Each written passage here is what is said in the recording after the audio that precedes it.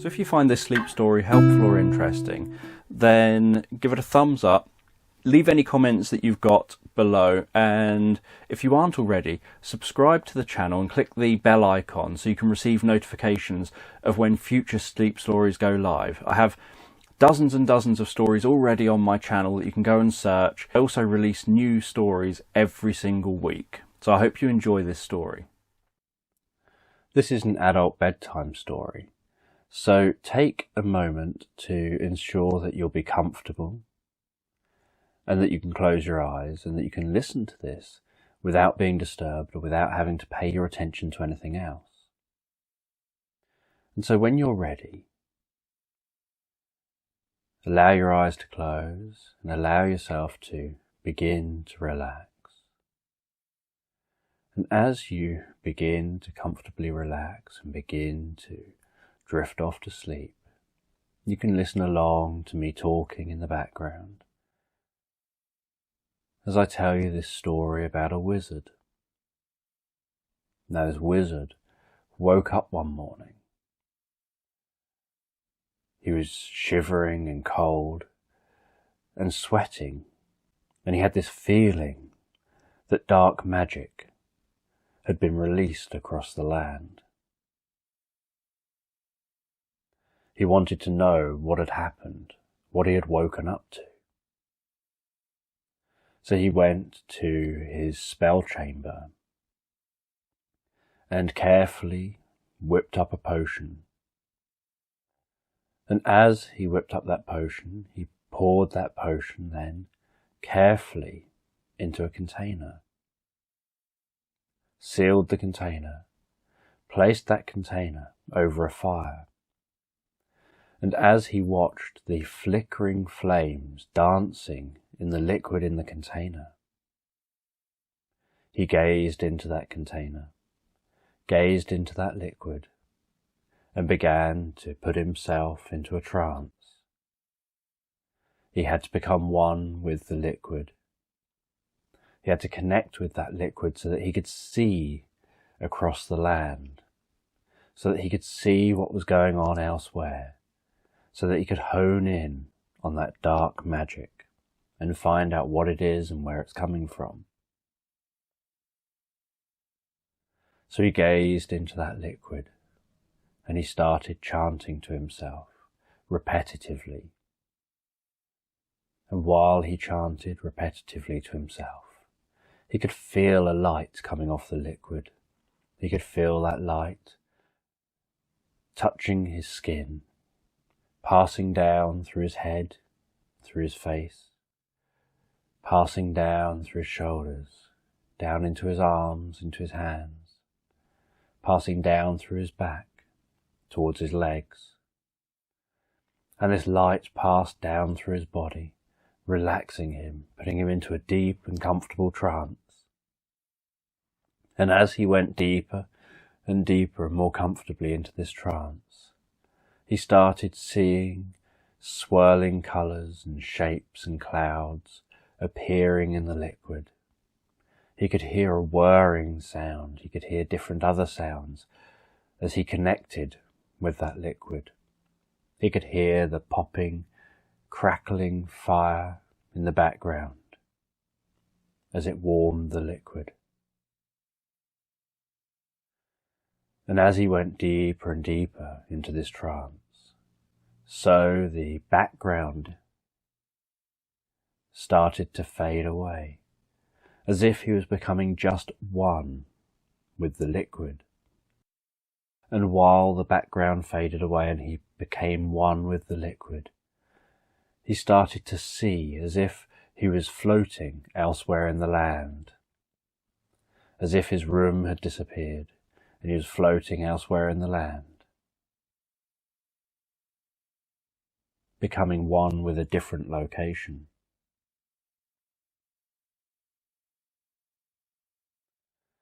He needed to find the dark magic, so he started honing his thoughts on that dark magic, on the feeling that he had. And while he focused on that feeling, he began to hear the roar of a dragon, and the whoosh swooping of that dragon as it passed over a village. He could hear villagers screaming and running, and he could see them being struck by the icy breath blown from that dragon. And the dragon would fly down, swoop down, blow blue icy breath, freezing people where they stood. Then it would fly up, circle around, fly back down again, and as it got close to the ground, it would swoop low across the villagers, breathing out a long breath of icy blue breath, freezing the villagers, before flying off again, circling around and doing the same again. The wizard watched as the dragon froze all the villagers in that village, before it then left that village and flew off again. The wizard knew that it was going to fly to another village, and that it would probably fly village to village, freezing everyone. He didn't know how the dragon was awoken. He didn't know why the dragon was awoken. All he knew was this dragon has dark magic contained within it, and it's now terrorizing the land, and that he's the only one that has the skill to stop it.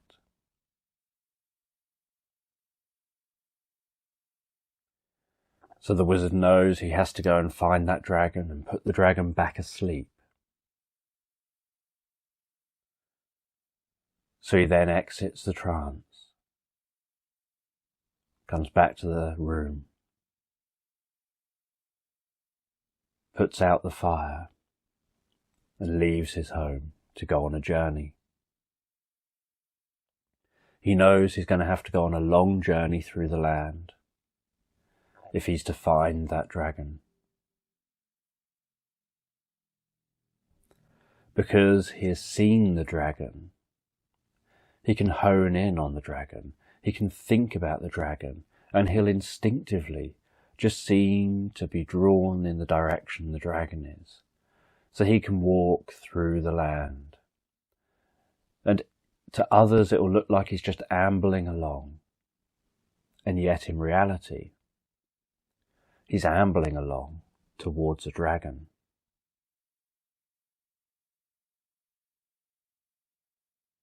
So he wanders through the land, wanders into the forest.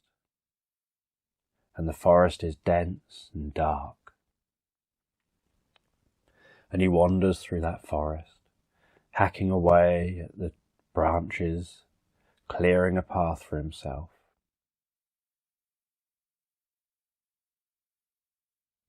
And he hears the different sounds in the forest, hears the stream in the distance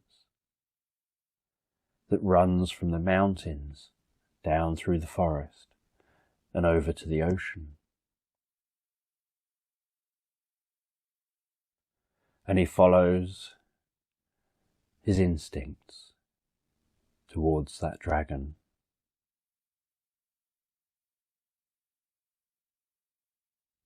And after a while he finds himself at the village he saw in his mind. He sees the frozen villagers. He walks among them.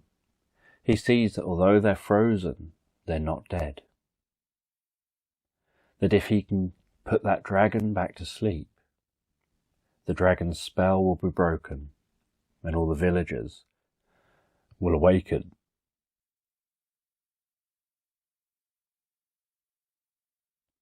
And he walks past the village, in the direction he saw the dragon flying off.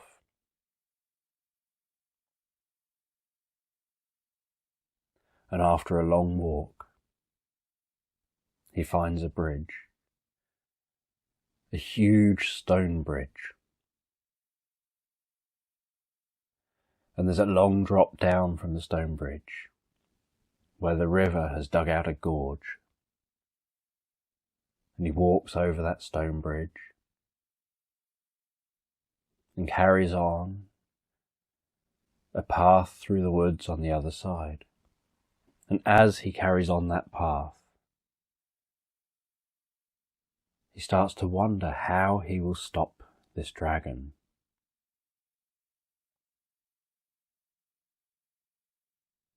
He decides that the best way to stop a dragon that breathes ice is with fire. He knows that the fire won't kill the dragon, because dragons are virtually invincible. But he knows that it will slow it down. It'll neutralize its breath. And it'll give him a chance to cast a sleep spell on the dragon, putting the dragon back to sleep again. He's curious and he wonders how the dragon woke up in the first place. There must be someone or something behind it. But the biggest priority is putting that dragon back to sleep. After a long journey, he starts to hear screams in the distance, and the sound of the dragon swooping down.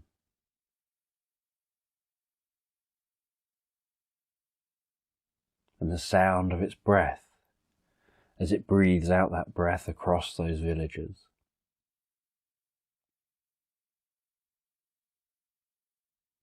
And when he gets to a clearing, he can see in the distance the dragon every time it swoops up into the air.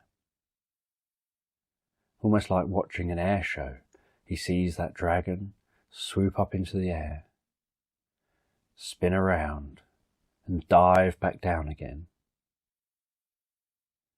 And then he'll watch it swoop up again, spin around and dive back down again on the village. The wizard heads towards the village. He knows that he may not get there in time to save these people right now, but he is closer to the dragon. When he arrives at the village, he sees the same scene as he saw before. So he travels deeper and deeper into the forest, knowing he's not far behind the dragon.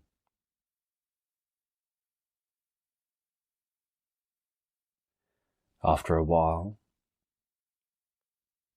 he can hear breathing in the distance. Sounds like the dragon has landed. The wizard slows down and walks quietly and carefully towards a clearing he can see. And as he approaches that clearing, he notices the green scales of the dragon.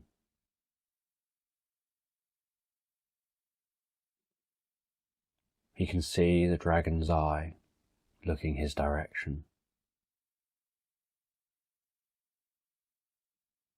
And hear the powerful breath from the dragon.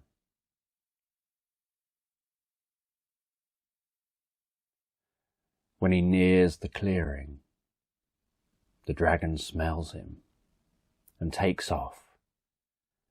He lunges with his huge wings up into the air before spreading his wings and giving an enormous flap to lift himself up higher into the air. And a few more flaps, and he's up in the air circling around to face back towards the wizard. And the dragon swings down towards the wizard, and the wizard holds the ground. The wizard doesn't move. He plants his staff in the ground, plants his feet firmly on the floor, and he watches as that dragon swings down towards him, pulls its wings in and dives.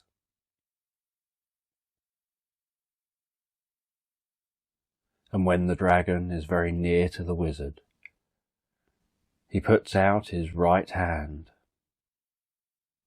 and starts chanting starts giving a sleep spell.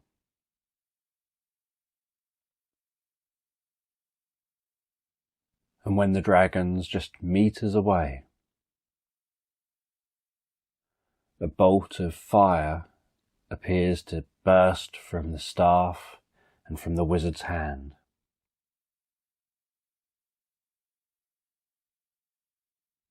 Striking the dragon's breath that he starts to spray towards the wizard. And the fire pushes on the breath, and the breath pushes back on the fire. And the fire pushes stronger on the breath, and the wizard focuses his attention, focusing and focusing, narrowing his focus, relaxing, focusing. As the flames push towards the dragon.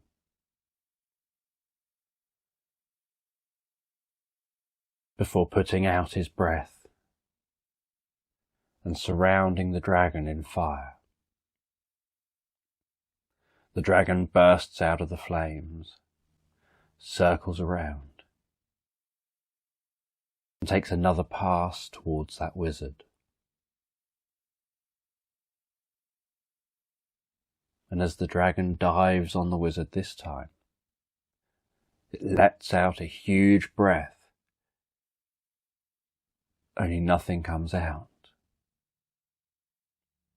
Its breath has been extinguished by the fire. The wizard continues his sleep chanting, continues to give his sleep spell. As a purple light starts emanating from his staff, throbbing, brightening and emanating, first of all encapsulating the entire wizard and his staff, and then spreading out wider and wider. The diving dragon has no time to pull up, and he goes straight into the purple light that's spreading out from the wizard.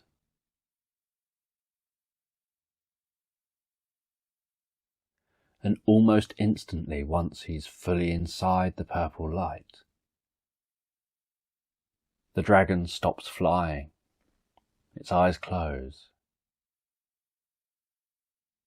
and it thunders down to the ground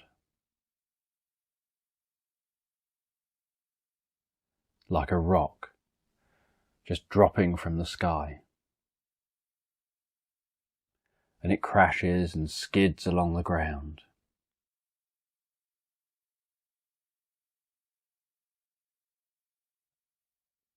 Sliding deep in the dirt, leaving a long crater behind, skidding to a halt.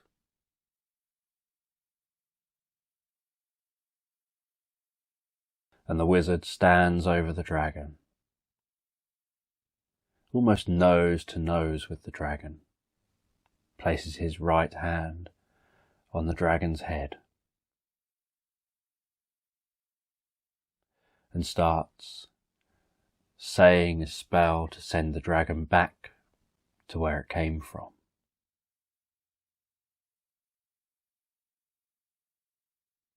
The wizard commands to the dragon, "You'll go back to sleep. You'll go back to where you came."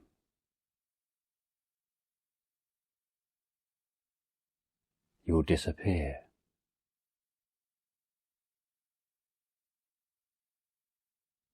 Your magic will be gone. The world will be safe again.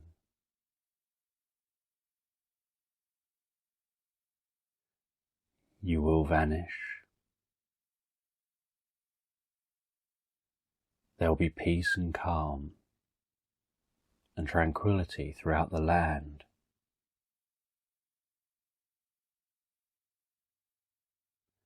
And as the wizard continued to say its spell, the dragon started sinking into the mud, started sinking into the ground, as if the ground was swallowing that dragon back up, taking the dragon back from where it came. You'll go deeper and deeper. You'll relax under the ground. You'll sleep soundly and calmly, bringing peace to the land.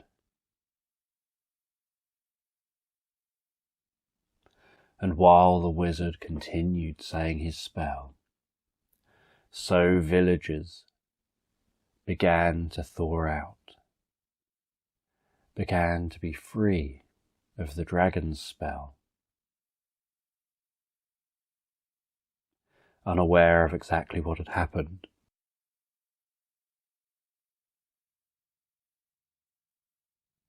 And you'll sink deeper and deeper into the ground, bringing peace and happiness all around, relaxing, drifting, floating down, deeper and deeper, bringing peace and calmness and sleep.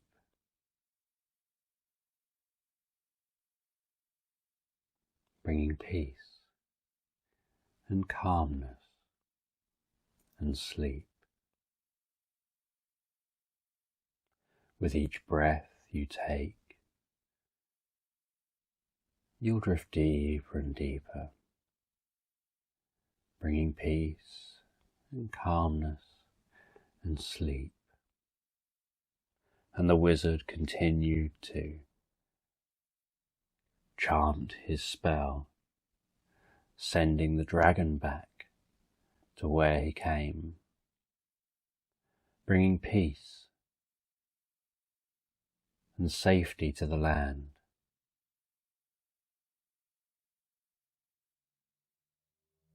And after he'd brought peace and safety to the land, and the dragon had totally been absorbed into the ground and covered up again, the wizard knew at any point the dragon could come back. Whoever had released him could do so again.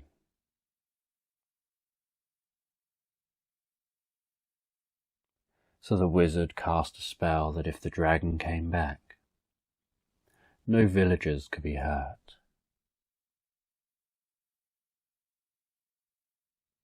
Its breath wouldn't work. It couldn't harm anyone again.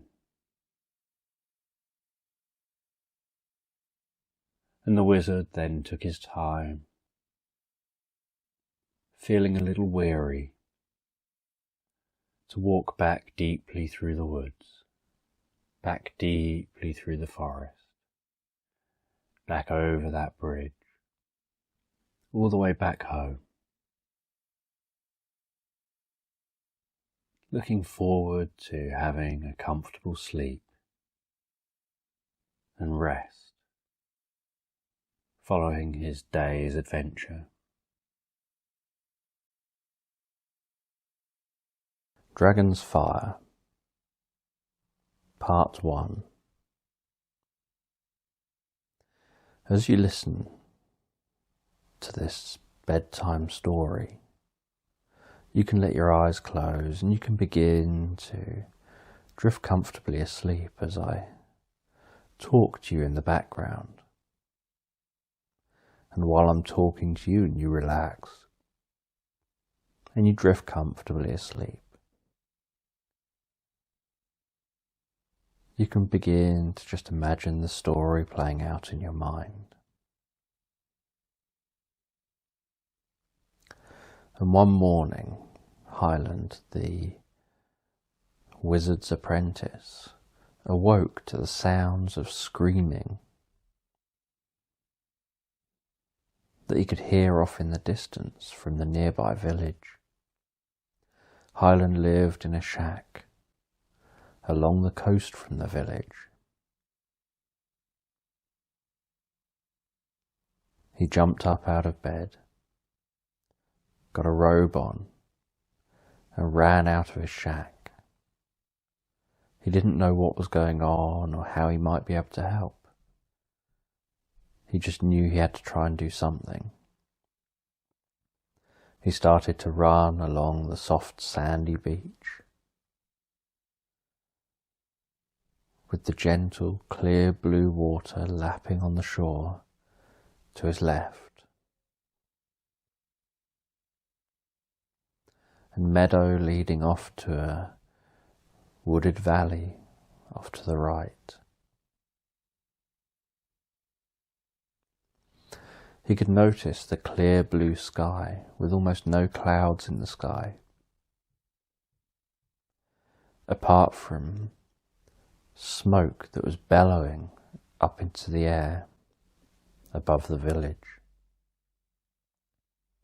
As he ran, he could notice that there was a dragon circling the village, swooping down, breathing fire across the village, then bursting up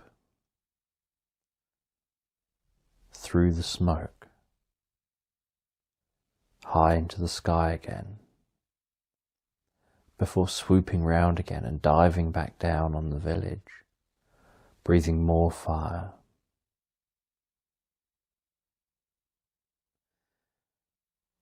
And each burst of fire from the dragon's mouth sounded like a jet engine,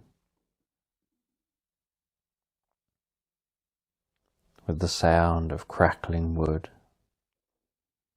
flames rising up above the houses.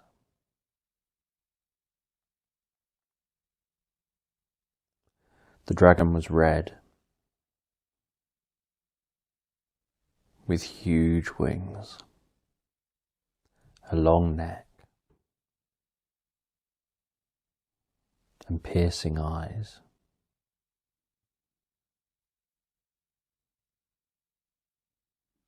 As Highland approached the village, he passed through the village wall. Everything was in chaos.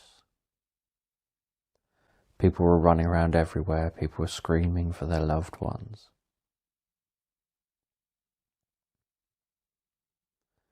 Houses were falling down. Other buildings were falling down.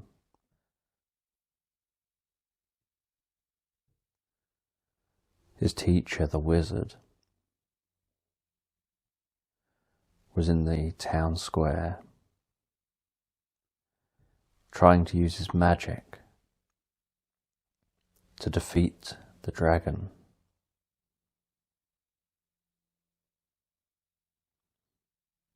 He was trying to create a protective force field around the villagers, around the village, whilst at the same time trying to use magic to blast that red dragon out of the sky.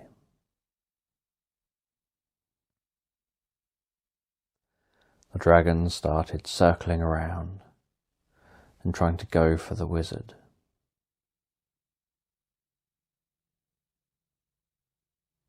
The protective blue force field emanating from the wizard was spreading out further and further into the village, protecting more and more people.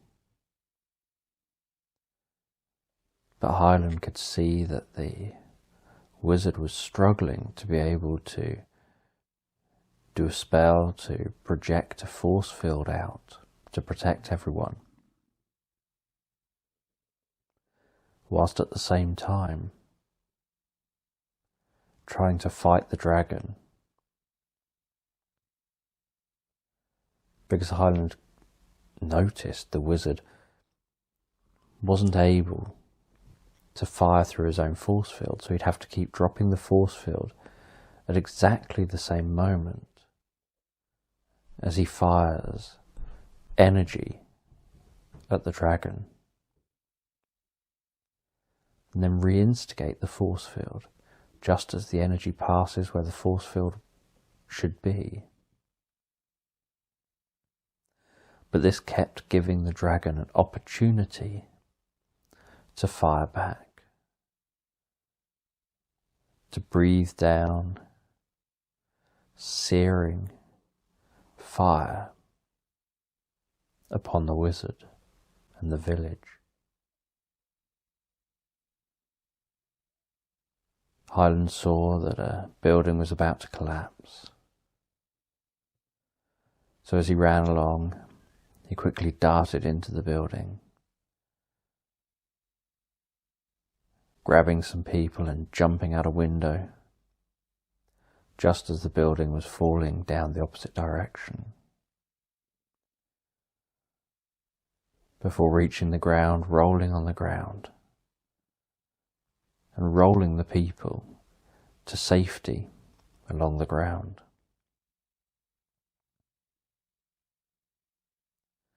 And then running further towards the town square.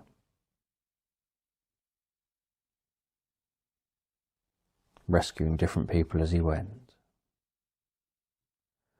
Using magic to temporarily stop falling buildings, just centimetres above people that the masonry, the timber is about to hit.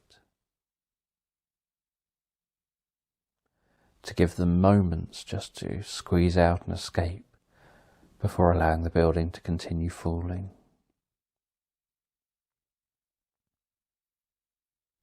Sending shields to protect people as the dragon dive bombed and breathed fire. And Highland was by no means a skilled magician or a skilled wizard. He was still only learning. Just as he was nearing the town square, he saw the dragon circle round and this time fly in very low. And the dragon this time didn't just breathe fire. It charged headlong through the wall to the village and straight through the houses whilst breathing fire forward, before crashing directly into the force field created by the wizard, which created a bright white flash of light and heat. And the dragon struck the force field, flying vertically at high speed up into the sky, while the wizard was thrown across the town square, straight through some buildings, collapsing in a heap on the floor, not moving. Highland did what he could. He ran forward into the town square, tried to take up the role that his mentor had been doing, tried to continue fighting off that dragon, protecting the village, but he was no match for the dragon. The dragon circled around again, dive-bombed the village again. He told everyone to run out through the break in the village wall, run down to the beach, run down to the caves along the seafront, and go and find shelter in the caves. As the villagers ran out of the village and down to the seafront, Highland cast a spell, creating a force field high above him,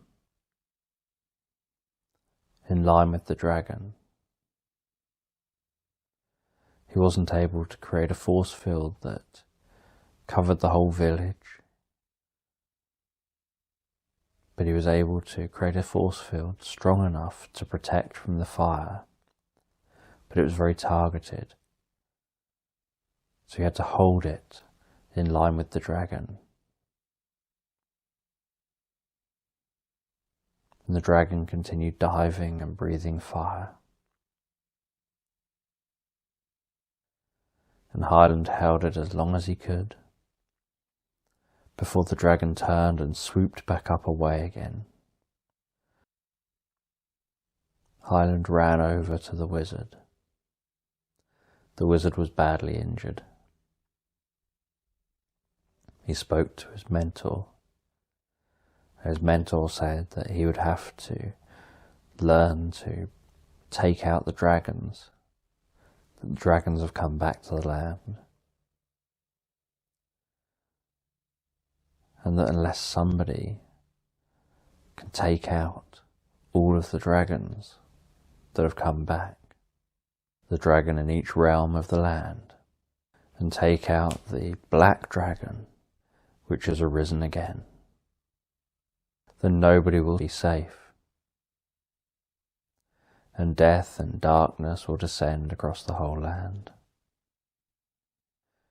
Highland didn't know how he was going to be able to do this, so he asked what he needs to do, and he was told he needs to find a team of people, a team that can go with him, that have different skills. He was told he needs to go and find Fezler the elf, Kroger the dwarf, and the siren Piper. And he needs to take that small team, convince them to go on a journey through the realms, to take out the dragons that are intent on bringing death and destruction. He needs to learn the skills to achieve this and work together with the others. And that it's only when he's mastered the mind, the body, the spirit, mastered magic, and then achieved enlightenment, that he'll be able to successfully take out the black dragon. And he was told that to achieve enlightenment, he has to find the Book of Enlightenment,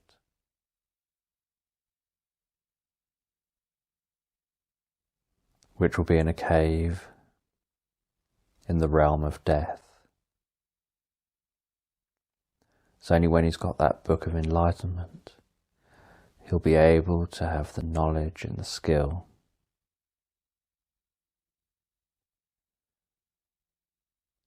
to take out the black dragon. So Highland decided to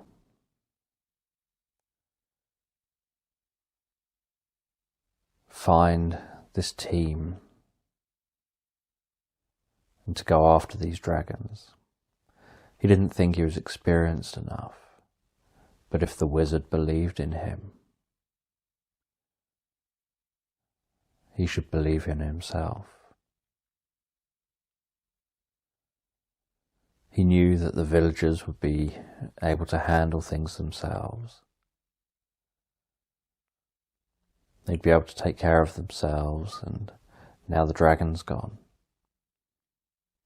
be able to put out the fires and tend to the injured.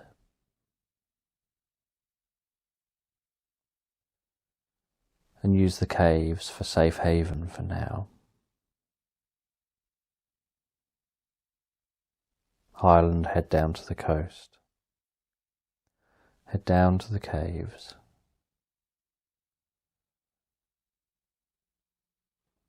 To search for the dwarf Kroger.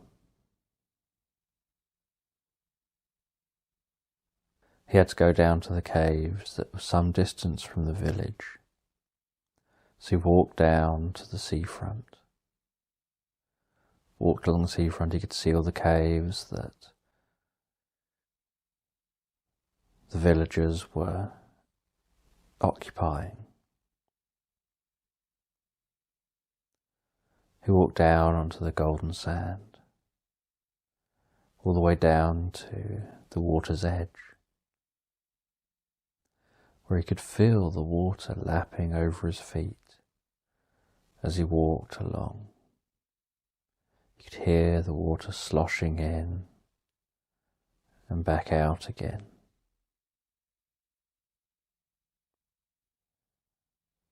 And feel the sea breeze on his face.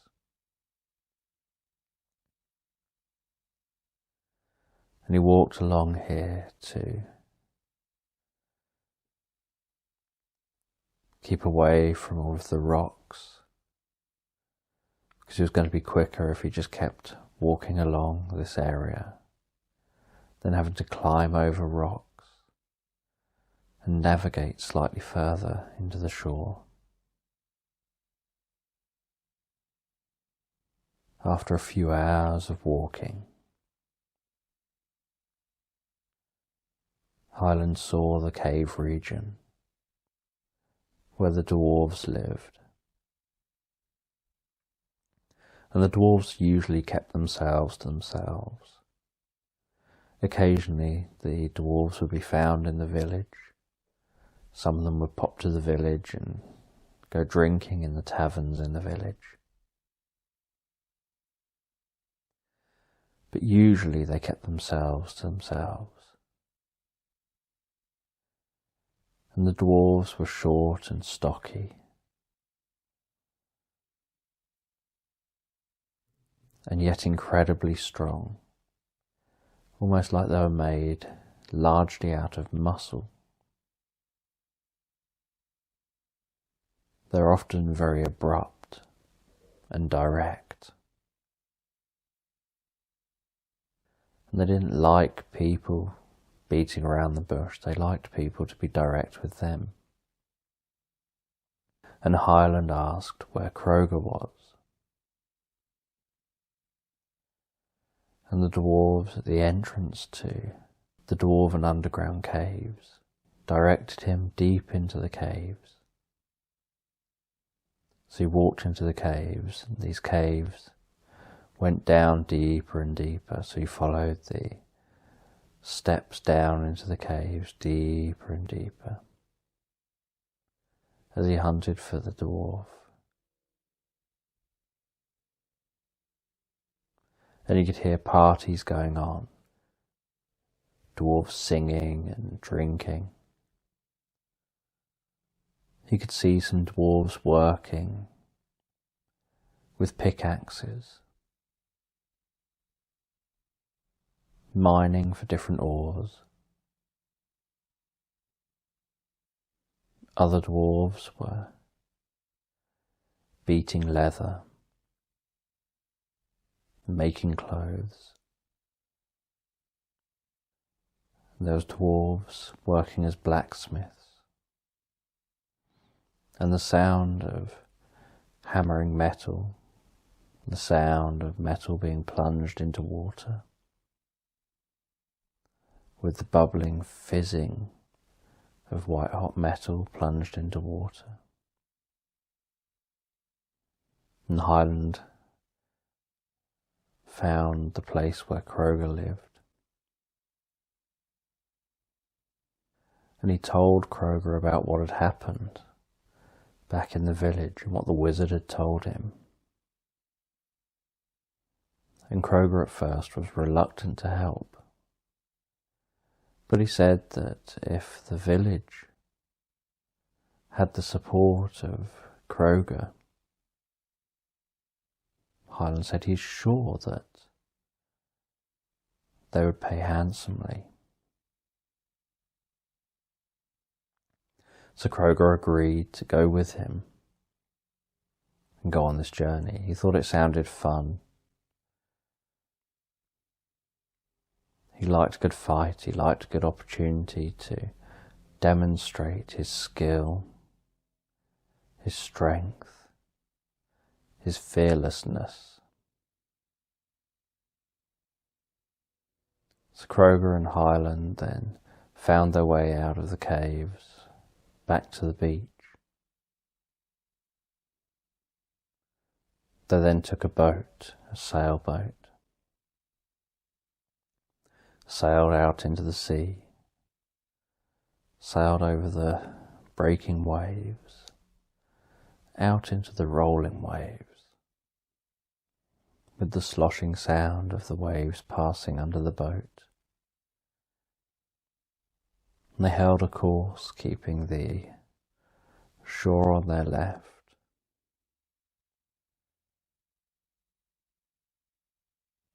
and just a horizon of water on the right. They sailed along,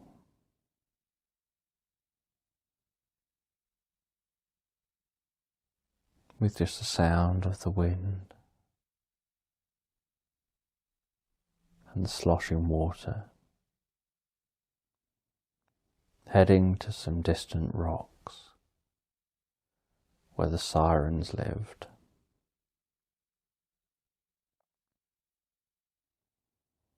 And some of the sirens took enjoyment from singing and luring people to their death, while others were trying to break away from this instinctive behaviour.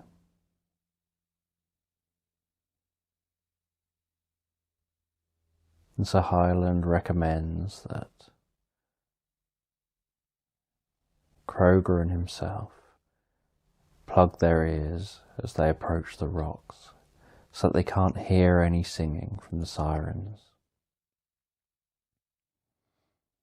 so they're not lured to their death. And they arrive at the rocks and they moor up, and they can see that there's sirens singing, but they can't hear the singing the sirens are doing.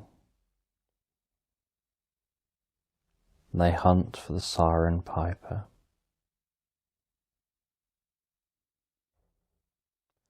And she sat quietly up high on a rock, with a contemplative expression, just gazing out over the ocean, not singing.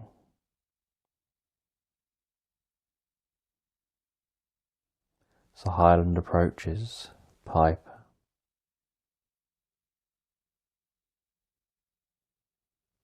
and she's the most beautiful female he's ever seen.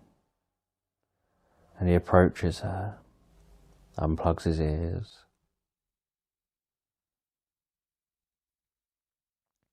and asks her if she'll join him on his quest.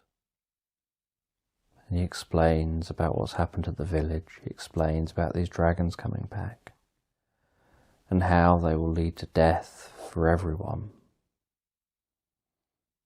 So Piper agrees that she'll come on this journey, that she'll come on this quest.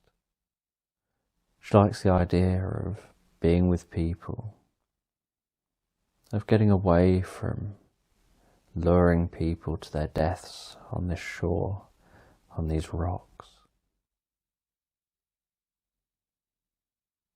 She likes the idea of being treated as someone with value.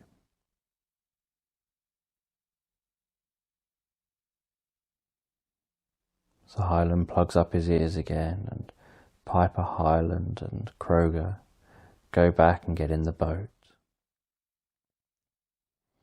and sail to shore. And after landing on shore, they go hunting for the elf Fezler.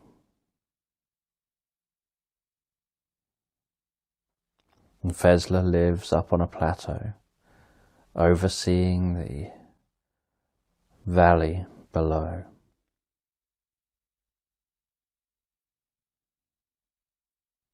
So they struggle up to that plateau. And it's a steep climb, and they have to do rock climbing, and they have to help each other to climb to the top. The elves are experts at climbing. They're swift and agile. When they reach the plateau, they can gaze out to the mountains off in the distance, to the coast where they've just come up, and surveying the whole valley below. And they talk to the elves and they ask for Fezler and ask where he is. And they go and ask Fezler whether he'll help them on their quest. They explain about the black dragon, about the dragons returning.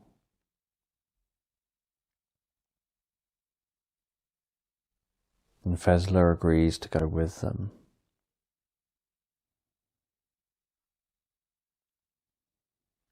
And now the whole team is formed.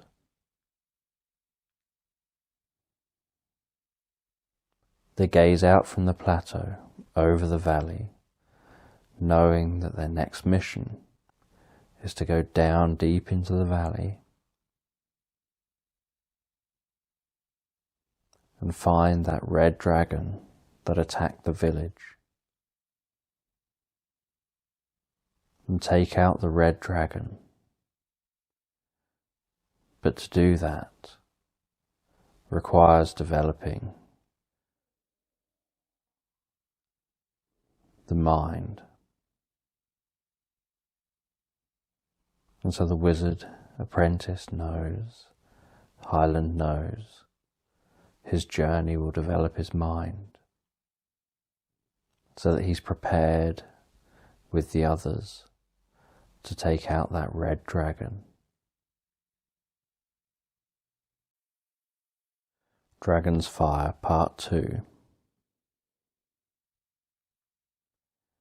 So as you listen to this, you can relax deeply and comfortably and just let yourself drift off to sleep while I just talk in the background. And Highland and the rest of his group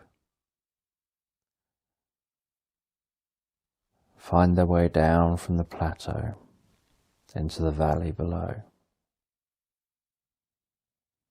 And as they climb down from the plateau, they pass through a layer of clouds. They go below the clouds, seeing the tops of the green forest, before passing down deep into the forest, all the way down to the forest floor. And they start their journey walking through the forest. Walking through the valley. This is the first realm that they need to clear. They need to find that red dragon. Highland needs to learn mental skills. He needs to perfect his mind abilities to be able to defeat the red dragon. With Piper, Kroger and Fezler. As they find their way from the plateau down to the river that runs from the mountains to the ocean. And as he walks along, he can hear the sound of the thundering river. Notice the green of the trees overhead and the deep dark brown wood. And everything's damp in this forest. And Highland suggests that it's best if they follow the river, because it's going to be more open, whereas the forest is thick and dense and difficult to navigate. Whereas along the edge of the river, they can navigate easier. But they have to be careful as they navigate along the edge of the river. Careful of all the wildlife that may be out to get them. They notice the giant crocodiles in the river, just floating there, seemingly impossibly floating there, with the river thundering along, so powerful and strong. And yet, the crocodiles are just floating there motionless, almost as if they're defying the force of the river. And in this valley, the forest extends throughout the valley and then up to the cloud line, up the sides of the valley, up the hills. And after some time walking and hacking through the valley, Kroger starts having a bad feeling. He starts feeling like there's something there. He doesn't know what. He just has this feeling like he's being watched. He knows it isn't the crocodiles. He can see them. He knows that they're probably watching, but he knows it's not them.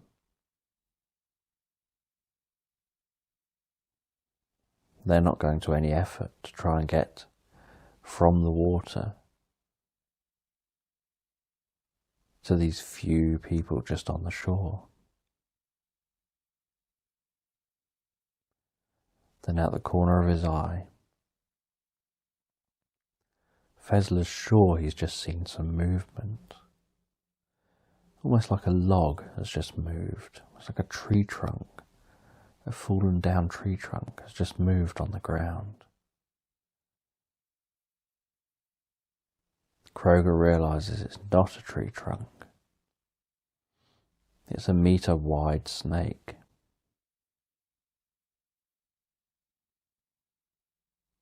And once it's noticed, it goes for them. It'd been carefully encircling the party. And now, once it's noticed, it tightens quickly. Highland, Piper, and Fezler managed to jump out the way. But it closes tightly around Kroger. And Kroger tightens up his muscles, and he strengthens up and strains. And you can see the strain in his face, while the snake tightens up and tries to crush him. And Fezler, the elf, pulls out his elvish sword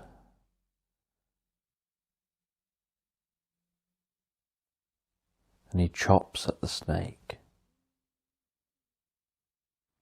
And the first chop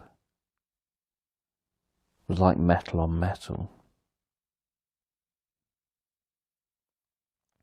It was as if this snake had metal armor or metal scales protecting it. But the second chop was more successful. He chopped diagonally between the scales. But for a snake this large, it was just like a paper cut. It was painful and irritating, but not life-threatening. Fezler then flexed his muscles and his armour popped out with spikes. And he jumped in the way of the snake and climbed inside the snake, climbed inside its mouth. And then from the inside, nobody could see what was going on, and yet from the inside, you could just hear slicing and dicing as Fezler moved himself around and spun himself around inside the snake. and twisted and squirmed deeper and deeper into the snake, deeper and deeper into the snake's belly. And the snake let go of Kroger as it was busy trying to spit out the elf. And yet the elf wedged himself in there and worked his way deeper and deeper with his sword, with his spiked armour, slicing and dicing and cutting away at the inside of the snake, deeper and deeper into the snake, before erupting out of the middle of the snake. As the snake's head collapsed and the snake lay motionless, and the blood-stained elf was stood there on top of the body, puffing and panting. And Kroger thanked the elf, and Highland was impressed at the elf's ability to think so well, to come up with an idea like that. They carried on their journey a bit further,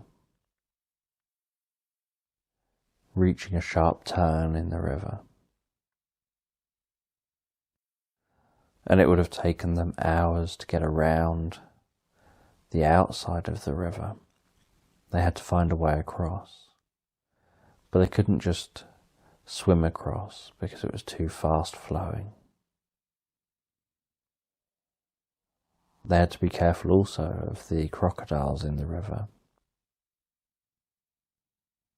So Highland thought about how he could cross this river, thought about what could be done. And so using some fallen down trees, they worked together to pile them up one side, and then to carefully push trees in. And as the trees curved around with the water, they would latch the trees in place against the trees on the shore, before then getting another tree, pushing that one in further, and then having that one do the same, until eventually they created a bridge they could walk over. It wasn't very sturdy, and they had to be quick, but it got them across. And across the other side of the river they could hear the dragon in the distance, almost like a huge, loud, roaring howl. They continued their journey and found a giant tree in this valley. And this giant tree had a huge crack down it. And they could hear the echoing sound of the dragon roaring under the ground. They didn't know exactly where it was, where it came from, but they knew that this must be another way into its lair. So they abseiled down the crack in the tree, and the crack went down under the ground, down through the roots, to a cave that was under this part of the valley. And the cave smelt of sulphur. It smelt of burning.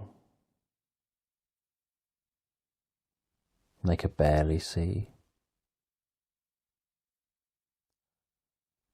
Kroger the dwarf had the best eyesight in low light like this, so he led the way. And the cave echoed with each footstep that they took. And they tried to be quiet and follow the sounds of the dragon. And after a while of walking around this almost pitch black cave, the cave opened out into a vast chamber, and in the middle of the chamber they could see the red dragon just lying there, resting. Highland thought this could be our chance, this could be our opportunity to take out the dragon. He tried to sneak slowly and carefully. He remembered the words of his master, the words of his mentor. He would need to have mastered his sense of mind to be able to take out this dragon, so it won't be as easy as just walking up and stabbing him.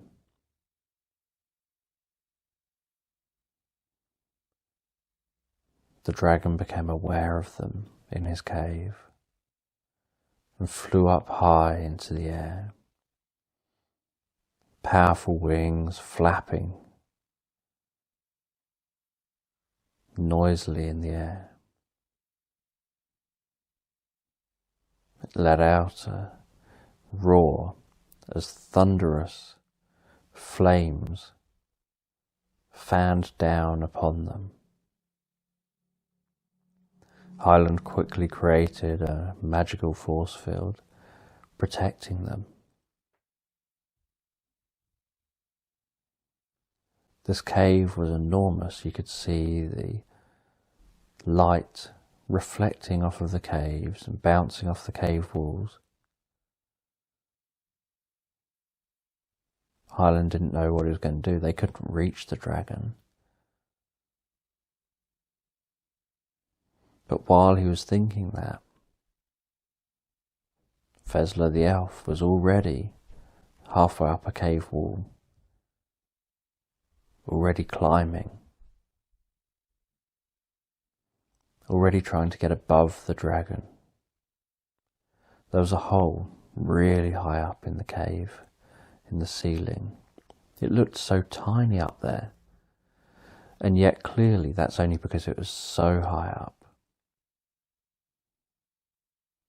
Because that's the way the dragon had flown in and would fly out. And Piper ran and hid behind some rocks, keeping herself safe from the dragon. Kroger ran at the dragon, even though the dragon was way out of his reach. He just ran at the dragon, waving and swinging his thick, heavy sword,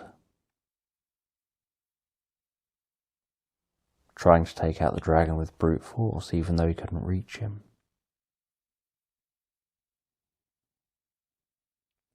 Then all of a sudden, this long rope dropped down from above. It turned out that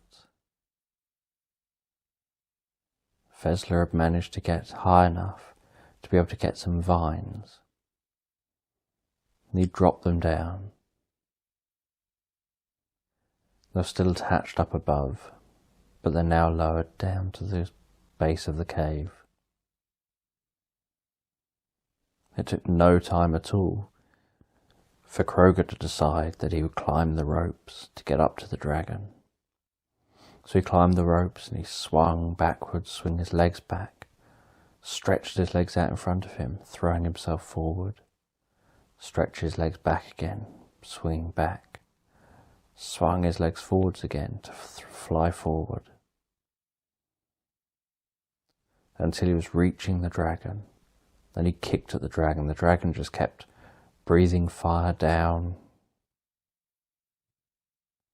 to where Piper and Highland were. Highland circled round, Piper stayed where she was,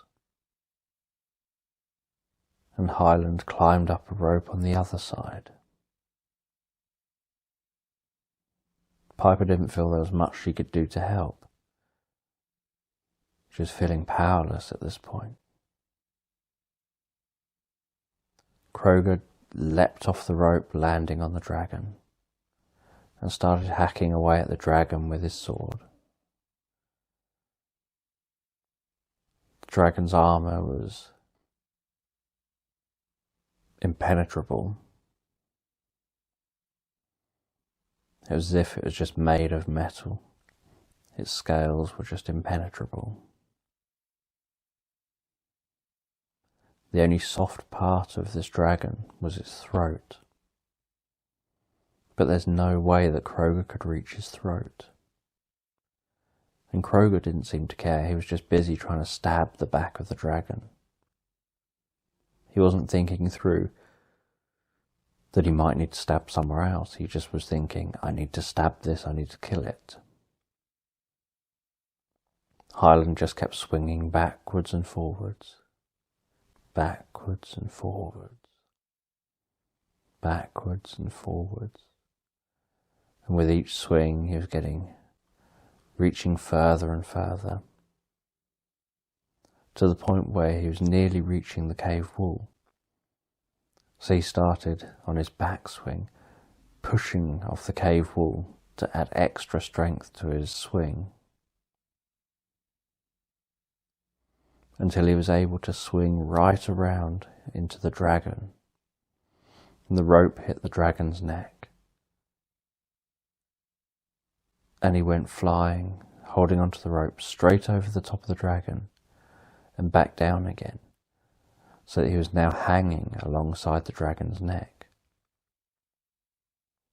And the dragon didn't take much effort to be able to just move his head slightly, and the rope broke.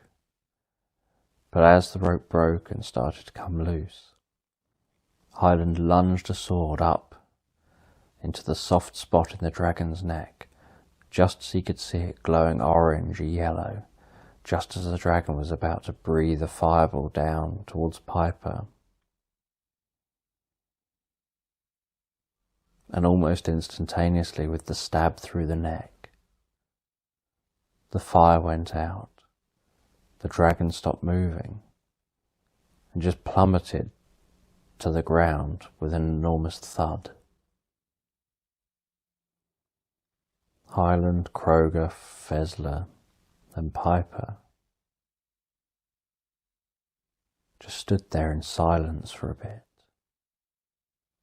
with the dragon in silence, dead on the ground.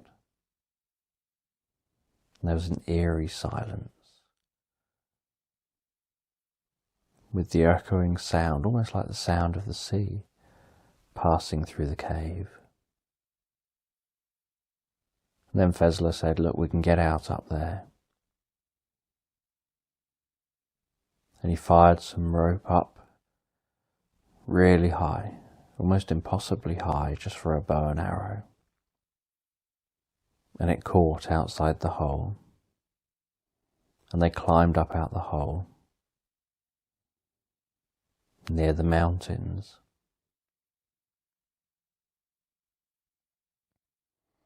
And they looked over the mountains, knowing they're going to have to go into the mountains, they're going to have to climb the mountains, they're going to have to follow this river all the way up to its source in the mountains, to be able to find the green dragon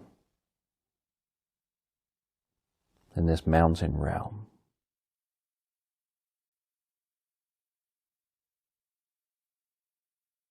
Dragon's Fire, Part 3. So as you listen to this, you can let your eyes close and you can begin to drift comfortably asleep. And as you drift comfortably asleep, so I'll be just talking in the background. Having just defeated the red dragon and made the village safe from that red dragon, Highland was aware that this wasn't the end of their mission. This was just the first dragon who was in the Valley realm. They now had to take on the dragon in the mountainous realm. And Highland was aware that to do this, he was going to have to master his body. He'd mastered his mind and intellect, travelling through the valleys, taking on that first dragon, using the mental skills of the elf, Fezler. But now he would have to develop his body, develop his strength, his endurance, and take on the green dragon. So Highland, Piper,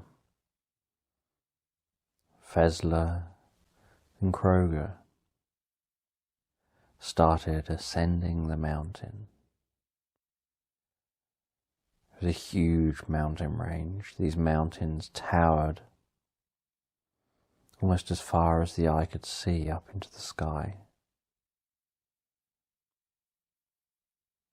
And the mountain range wasn't something you could just walk around. It went on way over as far as the eye could see in either direction.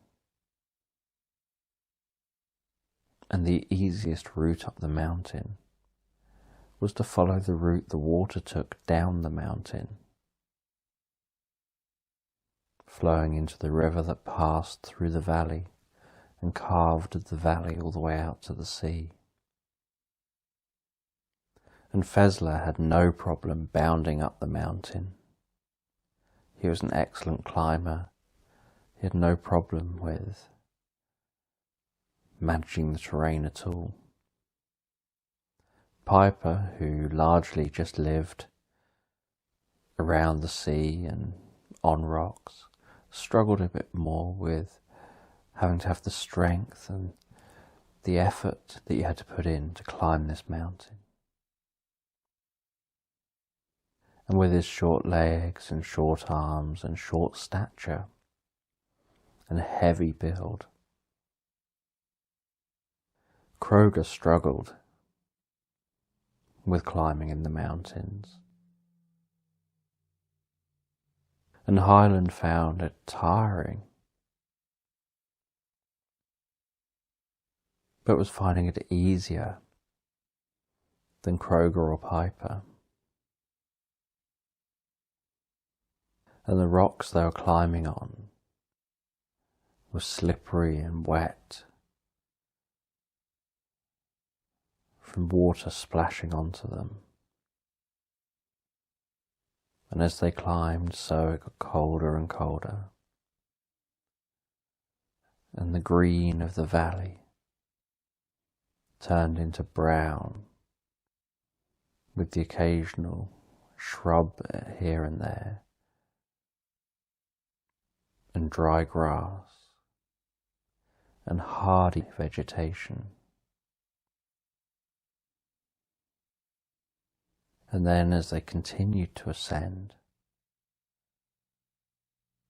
the hardy vegetation gave way to snow and ice.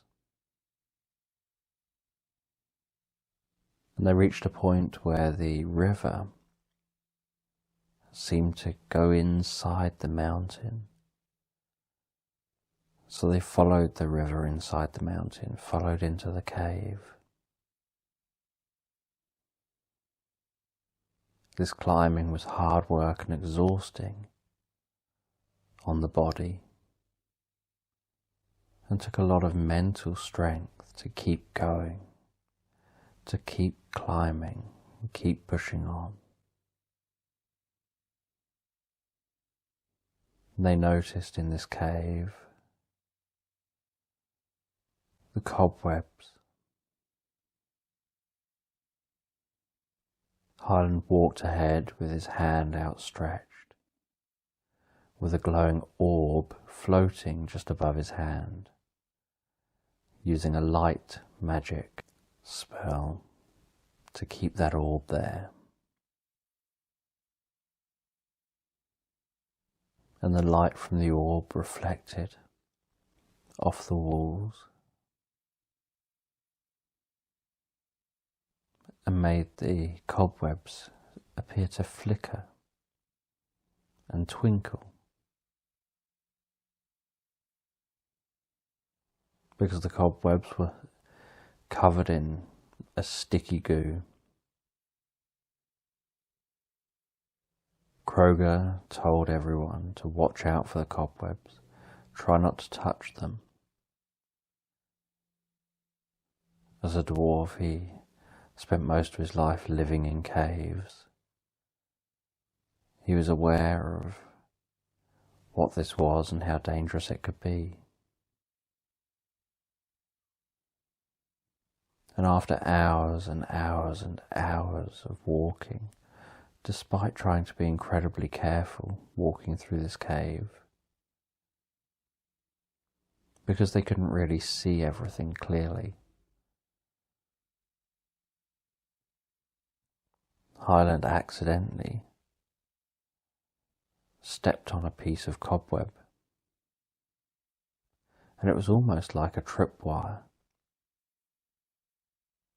It made a spider aware of their presence.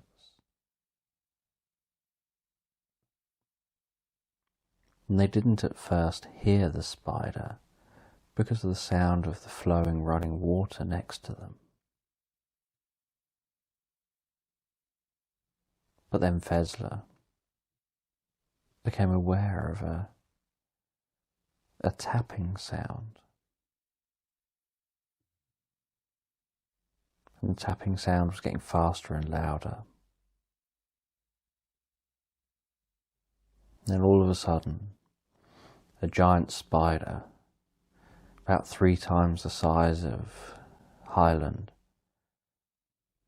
burst out in front of them, exposing its fangs with a hiss and trying to lunge its fangs down into Highland with his arm outstretched and the glowing orb in his hand. Highland fired the orb forward at the spider. As all of them leapt out the way of the path and rolled on the ground and hid around a corner,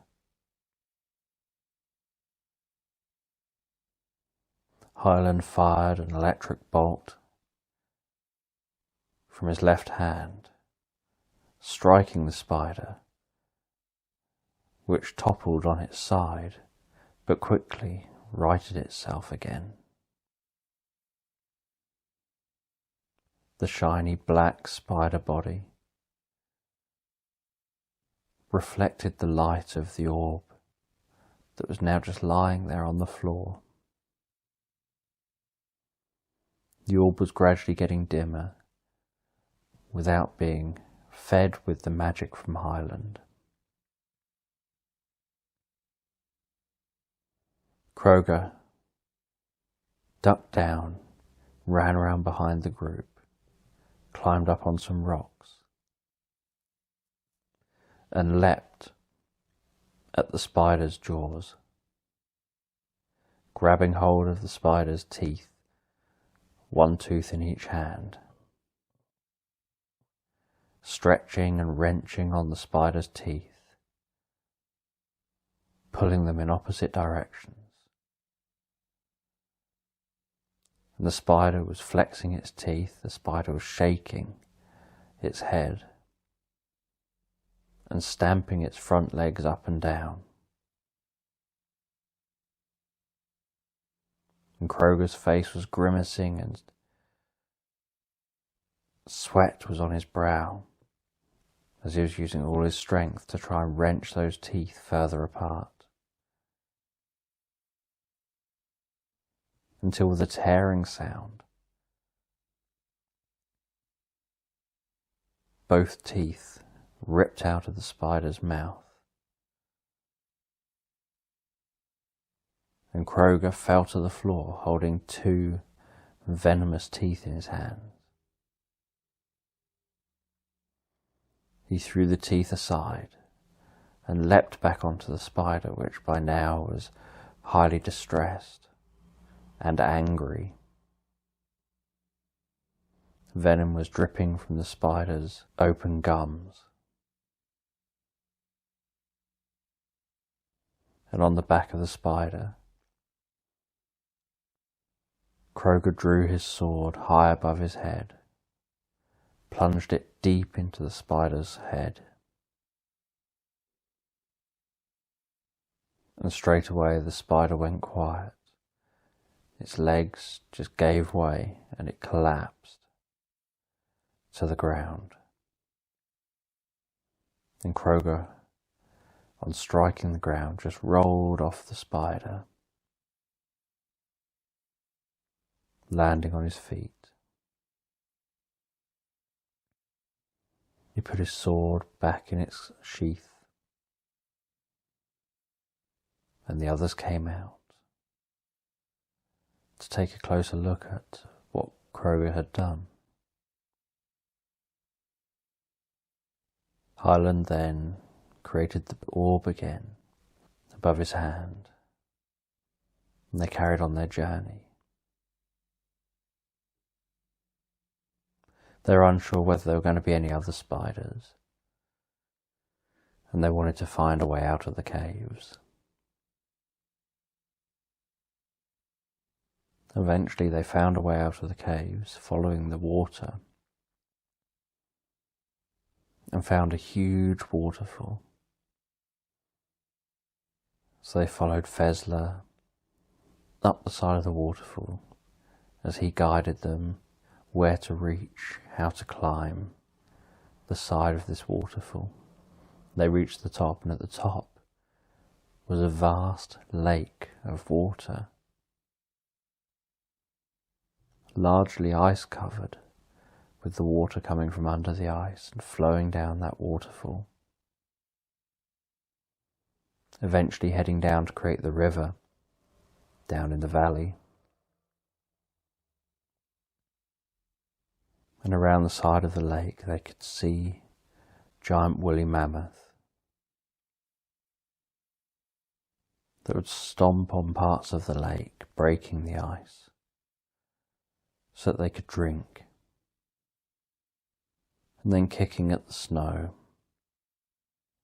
keeping parts of the snow low so that some of the hardy vegetation was able to survive, and they're able to eat that vegetation. And everything was a blinding bright white,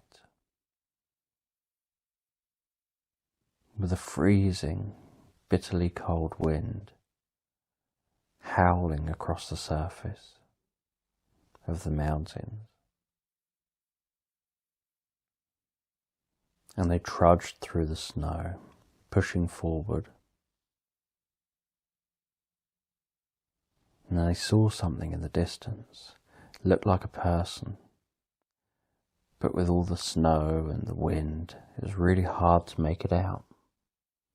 They kept walking towards that person,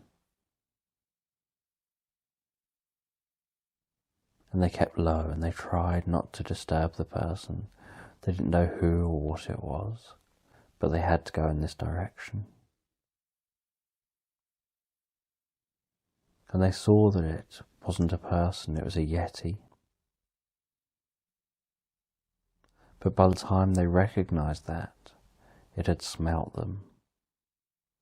And there's so little food up here other than the mammoths that a carnivore like this yeti would take on anything to have a meal. So the yeti turned on the group and started charging at them. Highland took on the yeti. The yeti swung one of its arms to grab at Highland. Highland managed to block the arm and add a bit of extra magical strength. and some magic to root himself in place, like an immovable object. And the Yeti was built solid. It's like dealing with a wall of muscle. And the Yeti was about 3 times larger than Highland. It swung its other arm at Highland. He blocked this as well. Then he jumped and kicked hard up between the Yeti's legs, knowing that normally brings down anyone or anything. And the Yeti dropped to its knees. He then created a magic shield and swung this at the Yeti's head, whacking the Yeti round the head, and the Yeti slumped to the ground. But it slumped to the ground more just by shock and being unprepared than by actually being injured. So it very quickly leapt up and took some further swings at Highland, all of which he managed to dodge, jump, or roll over or under. Yetis would occasionally try and take on mammoths, but mammoths were vastly too big for them to be successful in taking on. While Highland fought against the Yeti, the others made their getaway, heading in the direction they're all going to be going. Highland said he'll catch up shortly, and he seemed to have everything under control. The Yeti managed to get a hold on Highland, and he threw him, and Highland landed face deep in the snow. Had it been on any other surface, he would have got seriously hurt. But in the snow, he just sunk in head first, and it broke his fall. And because he'd been thrown so far, he had a few seconds before the Yeti reached him again to start working on another spell. And so he gave an incantation, and just as the Yeti was about to thump on his head with both fists connected, almost like gorillas sometimes pound on things, he fired with both hands a bolt of energy out at the Yeti, pushing the Yeti way off in the direction of the mammoths. The Yeti flew off hundreds and hundreds of meters before skidding back through the snow. The Yeti appeared dazed and shaken. This gave Highland enough time to run and catch up with the others. He joined with the others and carried on until he saw what looked like some kind of old temple up here in the mountains. Looking down from the mountains on one side, they could see the cloud tops, and beneath the clouds they could notice the valley that they'd come up from. Looking down on the other side, they could see a desert. And up here, precariously at the top of the mountains, there seemed to be a stone structure that seemed to have a temple, that seemed to have been built to worship something. And they heard a roar coming from the temple. They'd obviously disturbed the dragon here. And all of a sudden this green dragon exploded out from under the snow, exploded through the stone floor, sending boulders hurtling into the air, narrowly missing them all. and this dragon was covered in armour, as if something had fitted it out with armour. There was no way that they were going to be able to just somehow get on its neck and strike the vulnerable point in its neck. Hyland realised that him and Kroger were going to have to try and use some strength to wrench this armour off the dragon. But that means getting onto the dragon.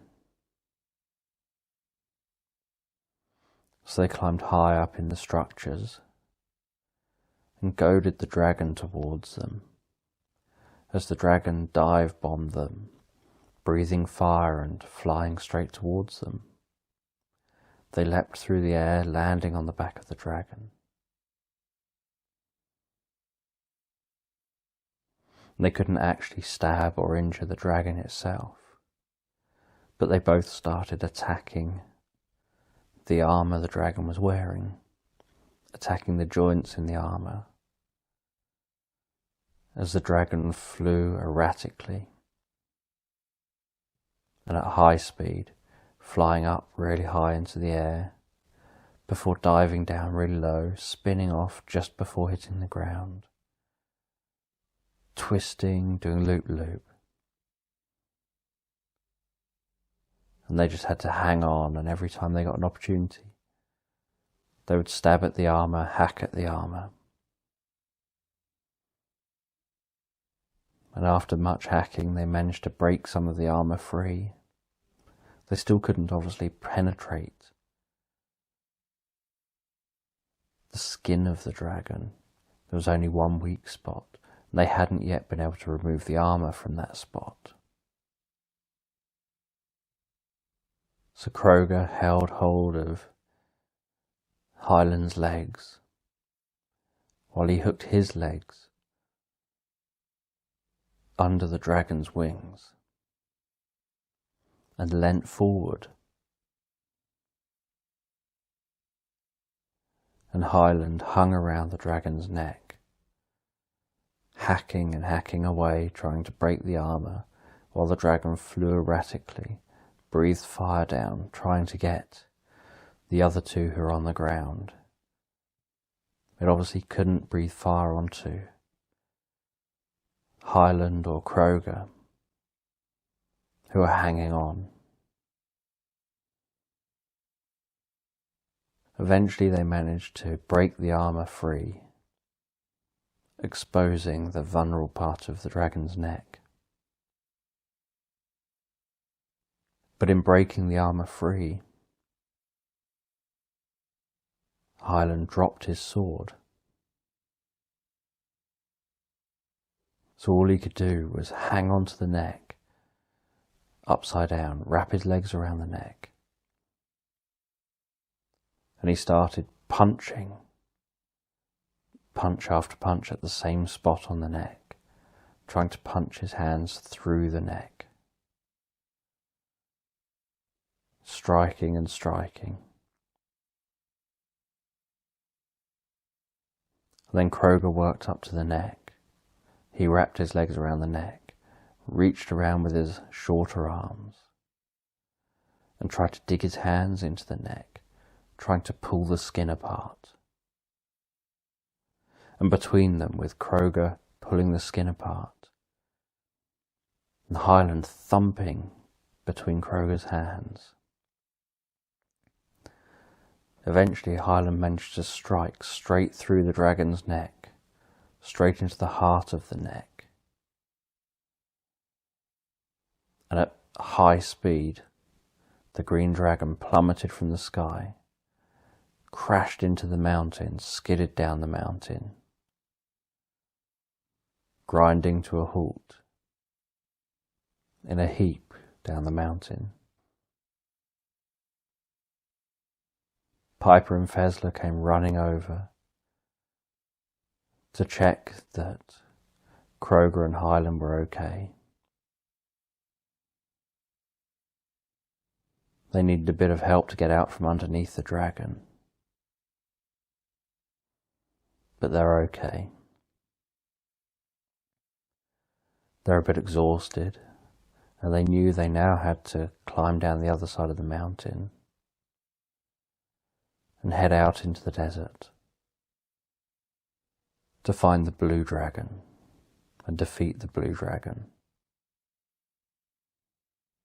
And that to do that, they'll need to develop their spirit. So they started their way down the mountain, down towards the desert, into the desert realm. Dragon's Fire, Part 4. So as you listen to this, you can close your eyes and begin to relax. And as you fall asleep comfortably, so I'll talk in the background. And as Highland and his group leave the mountains, they start to enter the desert. And descending the mountains, it starts off freezing cold and gradually gets warmer and warmer. And as they reach the desert, this desert's maintained by the mountains. It's very difficult for clouds to make it past the mountains, for weather to get past the mountains. So the other side of the mountains is a dry desert, and during the day temperatures can skyrocket, and during the night temperatures plummet, and many people have died here due to the lack of water, due to disorientation, getting lost. And so they didn't know what to expect or how they were going to do, but they had to find the blue dragon. And Highland had used a spell to be able to track the blue dragon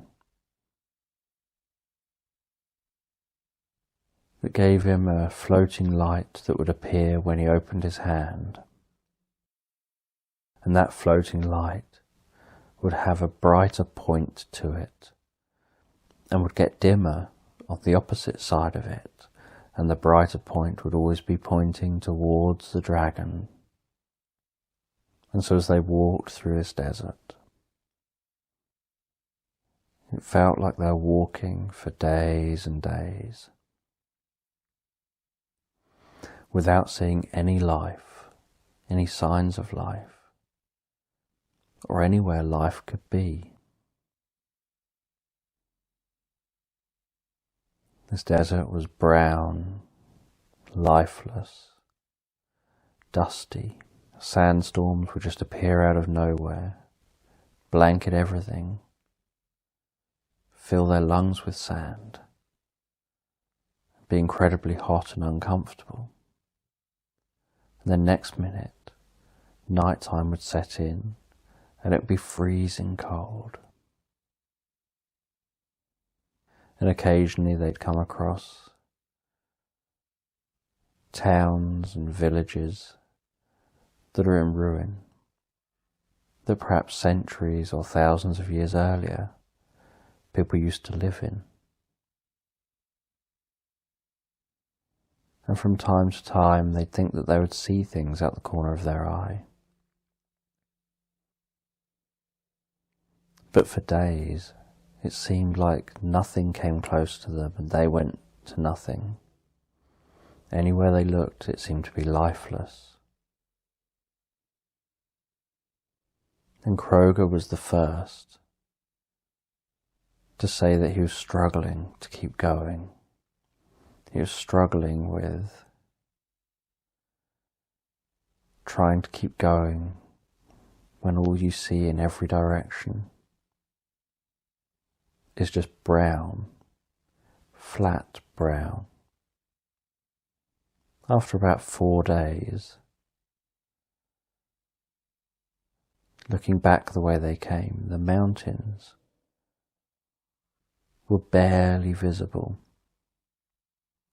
Just a slight bump on the horizon in the distance. Within 6 days, there wasn't even that. in any direction you looked was just flat and brown. And the sky was a sharp, cloudless blue.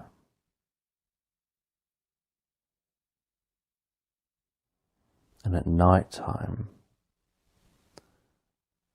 it was a blanket of incredible stars and a galaxy stretching right across the centre of the sky, and different coloured clouds in the sky.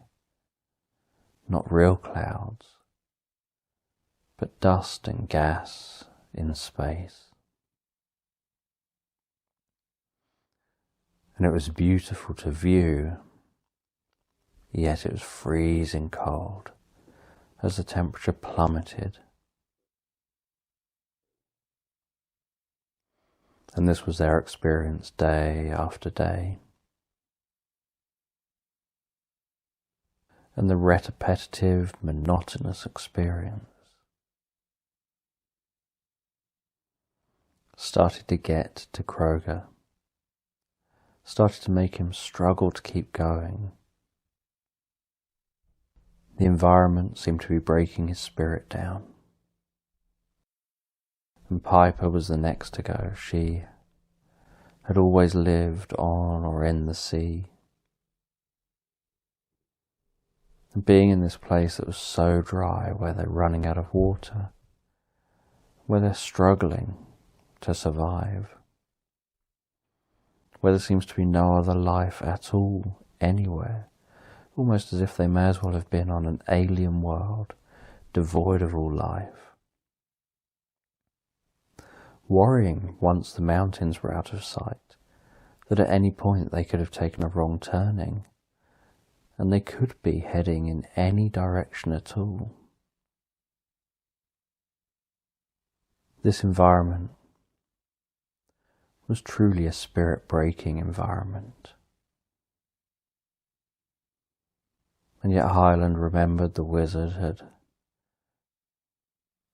told him he needs to have spirit to defeat the blue dragon. He needs to have developed his spirit.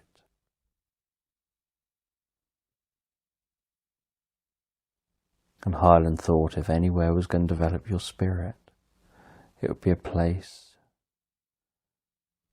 that's breaking your spirit down.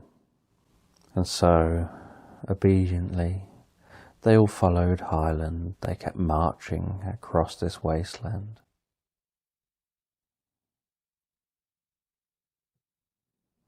Then one night,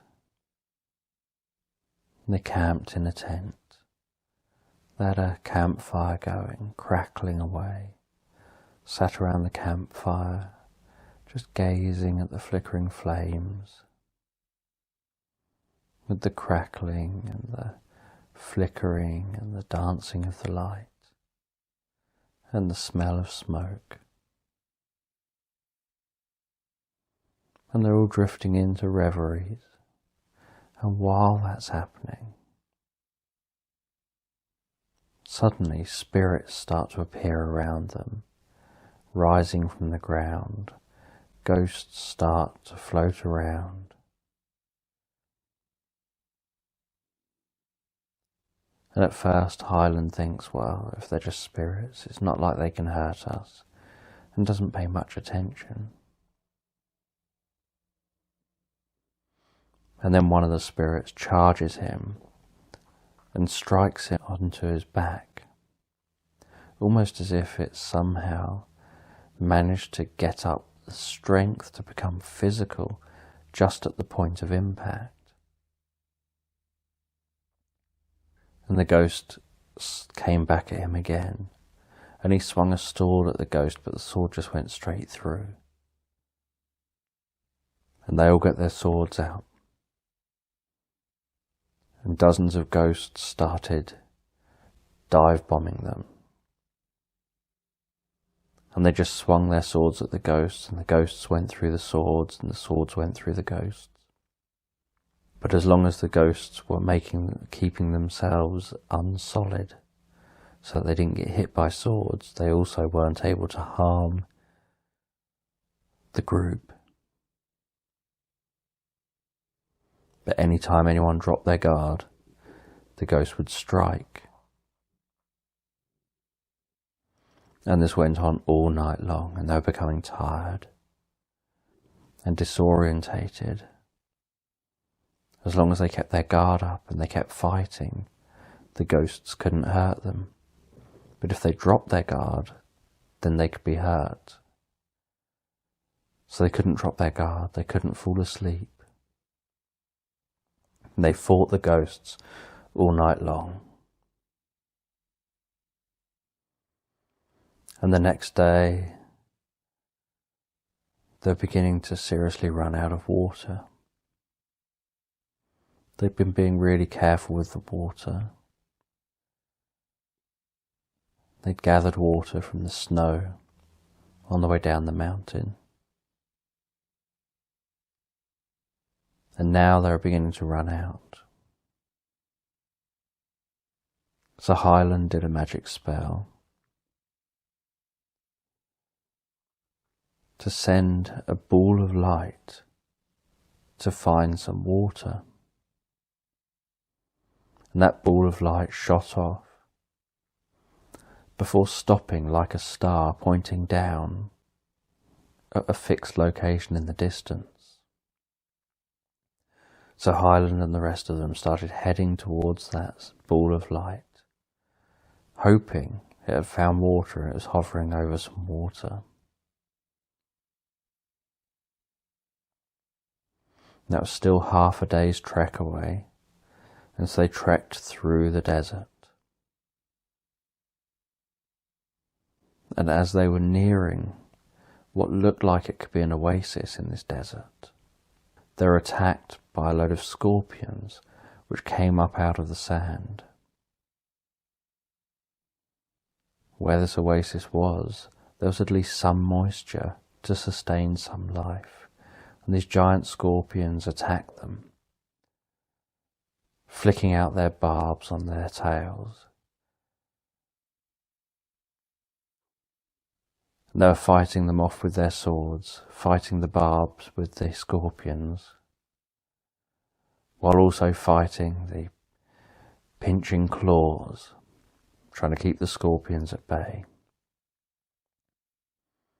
Striking at the scorpions, trying to get through the shell. And Piper, being quite agile, managed to get round behind one of the scorpions and get onto a scorpion's back. And she'd been used to being on moving objects on the ocean, and she was able to hold onto the tail and almost surf on the back of the scorpion, keeping control of the tail, directing the scorpions towards each other. And as the scorpions went towards each other, they started annoying each other and attacking each other. And Kroger managed to roll under a scorpion, slicing open its belly, before rolling under another scorpion and managing to cut off its tail. While the elf Fezler managed to fire an arrow straight through two scorpion tails at once. And the arrow had some rope on, so it managed to tie the two tails together, and he managed to wrap them up before they managed to then get over so that the four of them could get to the oasis. And in a desperate state, they plunged themselves into the water, drinking the water, splashing their faces, cooling themselves off. They were so glad this wasn't just a mirage, that it was a real oasis, with beautiful lush green trees, grass, plants, and all the life they'd expect back in the valley, all within just a few 100 meters of a small pool of water, a small spring of water, here in the middle of this desolate desert. And they gathered up some more water to carry on their journey. And after another couple of days of walking,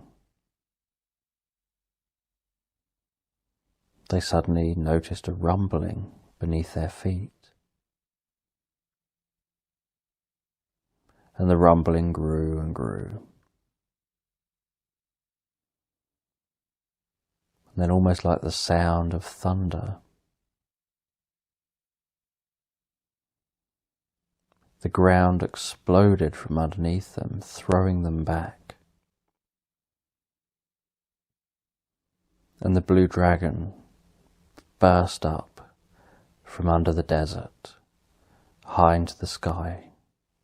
This blue dragon, it was in the night, and it was glowing. And this dragon wasn't like the dragons they'd encountered before. This one seemed to have an almost corporeal sense to it. It was partially see-through, it was glowing, and it seemed more ghost-like than solid dragon-like, and yet it had thrown them off and been able to cause them harm. This dragon flew around, dived down at them, breathing fire, and the fire was like an electric blue colour, striking the desert ground, turning the desert to diamond as it struck. They realised it was striking with intense heat, an intense electrical heat. And the four of them dived out the way and managed to get clear of this. And they swung at the dragon as it flew past. But the swing at the dragon didn't do anything. The swords just went straight through it, like with the ghosts. And then as it dived down at them again, Highland said to the others that what they're going to have to do is lure it in so that it stays physical and unexpectedly strike at the end. But this was going to require a lot of trust on the behalf of all of them. So as the dragon swooped round, back high again, ready for another pass, Kroger hid himself down into the desert, hid himself under the sand. Highland stood just in front of Kroger, and the dragon swooped round and dived down towards Highland. And Highland just stood there, and stood there. Behind his back, his hand prepared, a protective shield around, ready to put around himself if he needed it. A protective personal force field. And he stood there and he stood there, and the dragon was leaving breathing fire until the last minute, until it was in the perfect position. And the dragon was going to have to be solid to breathe the fire for it to have any effect at harming them. And as it got really close and was just about to breathe fire and strike Highland, Kroger leapt up and stabbed upwards from under the sand as the dragon flew over him, stabbing straight into the vulnerable part of his neck, just while the dragon was solid, halfway through about to breathe fire. And at that exact moment, Highland made his shield solid as he was knocked flying by the dragon that was directly in front of him. The dragon landed and skidded and rolled across the sand, and then materialized into a solid blue dragon, no longer like a spirit, but like a solid dragon like the others they had taken on. And it died. And Highland thanked the others for their help and for their trust, especially thanking Kroger for his help and his timing. And Kroger thanked him back, because as a dwarf, he hasn't been trusted very often.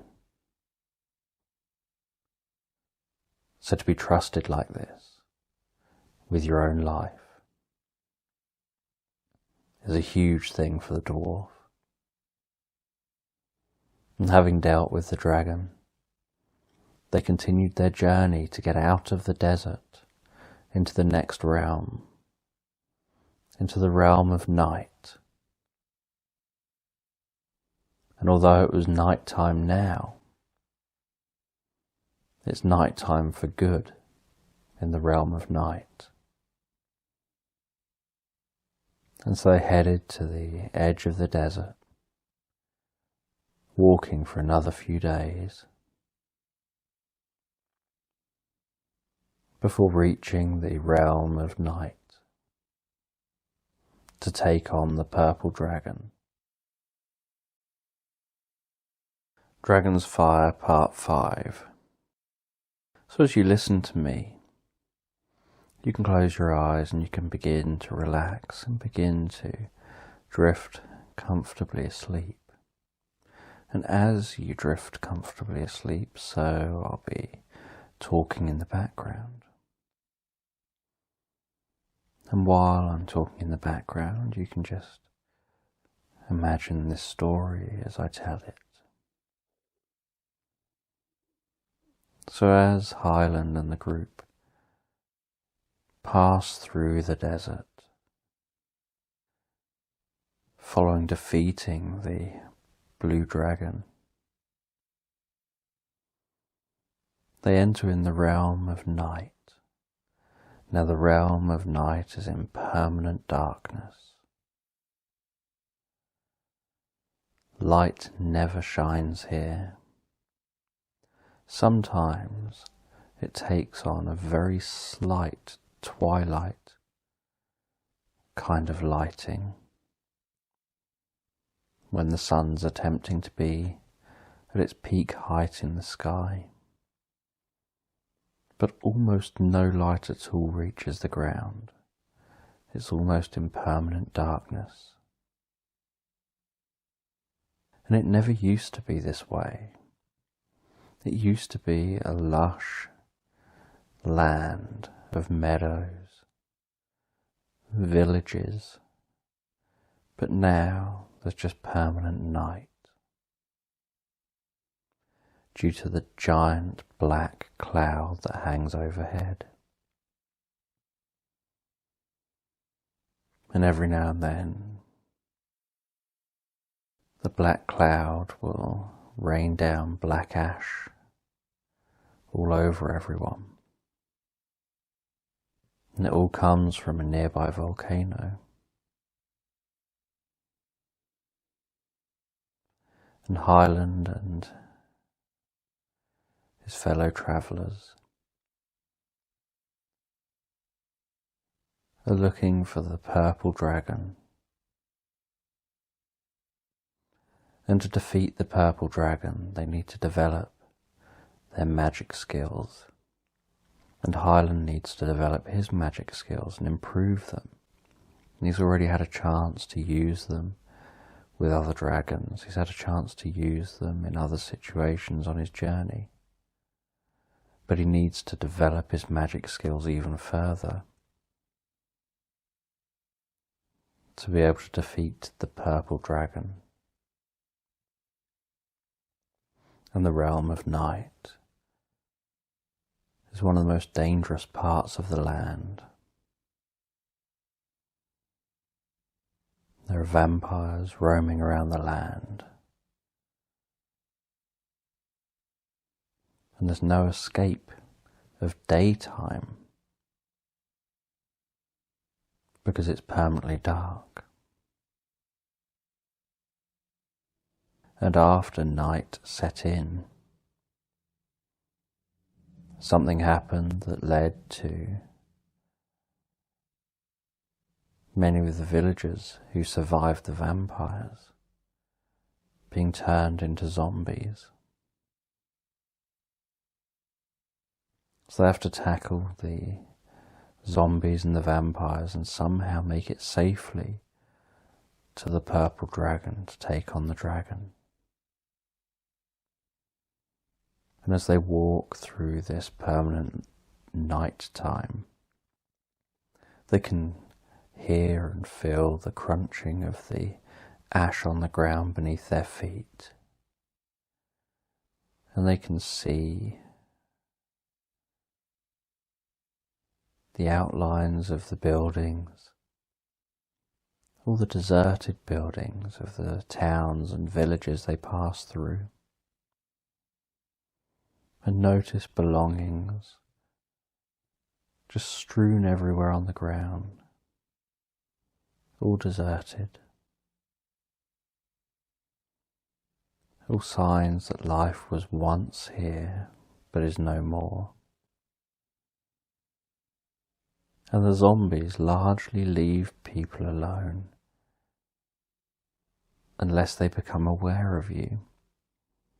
They just walk around, moving slowly,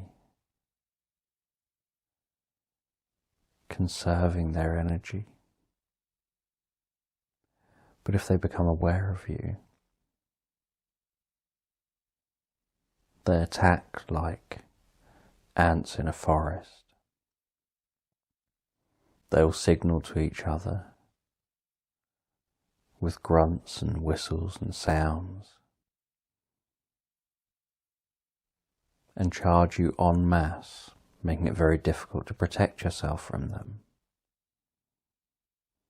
And the vampires hunt any life, just like big cats on an open savanna, stalking its prey and hunting its prey. And they've been known to hunt in packs too. So they pass through this zone, they pass through this realm as quietly and as carefully as they can. And Highland practices his magic,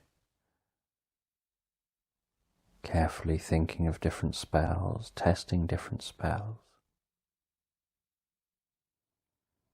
And he casts a spell to encase the four of them, that makes it so that light seems to travel around them so that they're invisible, to help them to be able to get through densely populated areas of zombies unnoticed. As long as they don't touch the zombies and they don't make a noise, they don't draw attention to themselves, and they have to sneak really quietly. And the vampires also can't see them when they're like this, but they have to stop and rest at some point. And although they can stop and rest in a location that's safe, perhaps in one of the houses where zombies can't get into them, vampires have far more intelligence, and they can just go and open a door and have a look. And so they reach a point where they need to rest for a while, and they can't light a campfire because that'll draw attention. So they rest in a building where they can be a bit warmer in the building. They don't have anything to eat, and so they're getting quite hungry. They can't cook anything. And while they're in the building, they hear a slight tapping and scratching sound outside on the roof. And it sounds like maybe just a small bird, but they have a sense it's something worse. Then they hear some more tapping. And then the tapping becomes almost like the sound of rain. There's just lots and lots of repeated taps. And so Kroger decides to go out and have a look. And as he opens the door, in bursts a vampire, almost gliding in through the door. And Highland projects a force field out in front of them all, towards the door, to keep the vampire at bay. And the vampire just walks towards the force field and is pushing himself against the force field. And there's a crackling sound as the vampire's just leaning on the force field. And more vampires start appearing at the door and start pushing against the force field. And Highland has the force field wrap around the door like a U shape, blocking the doorway, protecting Piper, Fezler and Kroger and himself. And the vampires start pushing and pushing and building up more and more vampires. And the force field starts to fail with the amount of vampires pushing against it. And Highland's aware he's got to perfect his magic. So he's trying to think, what spell can I use now? What can I do next? And then vampires start entering in through the window. And within seconds, there's 30 or 40 vampires now cramming into the room. And they're all getting squished into the corner. Kroger, Piper, Fezler and Highland. They're running out of room in the corner, trying to protect themselves with the force field. They don't know how many more vampires are outside. Highland then has an idea. He lets the force field start to collapse closer and closer to themselves. And he starts to darken the force field. And just as it's about to reach them, and most of the vampires he thinks have probably come inside, he fires a ball out into the centre of the room, which explodes with a bright, brilliantly bright light, as bright as the sun, with all the qualities of the sun. And all the vampires suddenly turn to dust in an instant. But this gets the attention of zombies, and zombies now start storming on the place. So they have to dive down into a basement beneath the building. Highland uses a spell to make the ground collapse behind them, sealing them in the basement.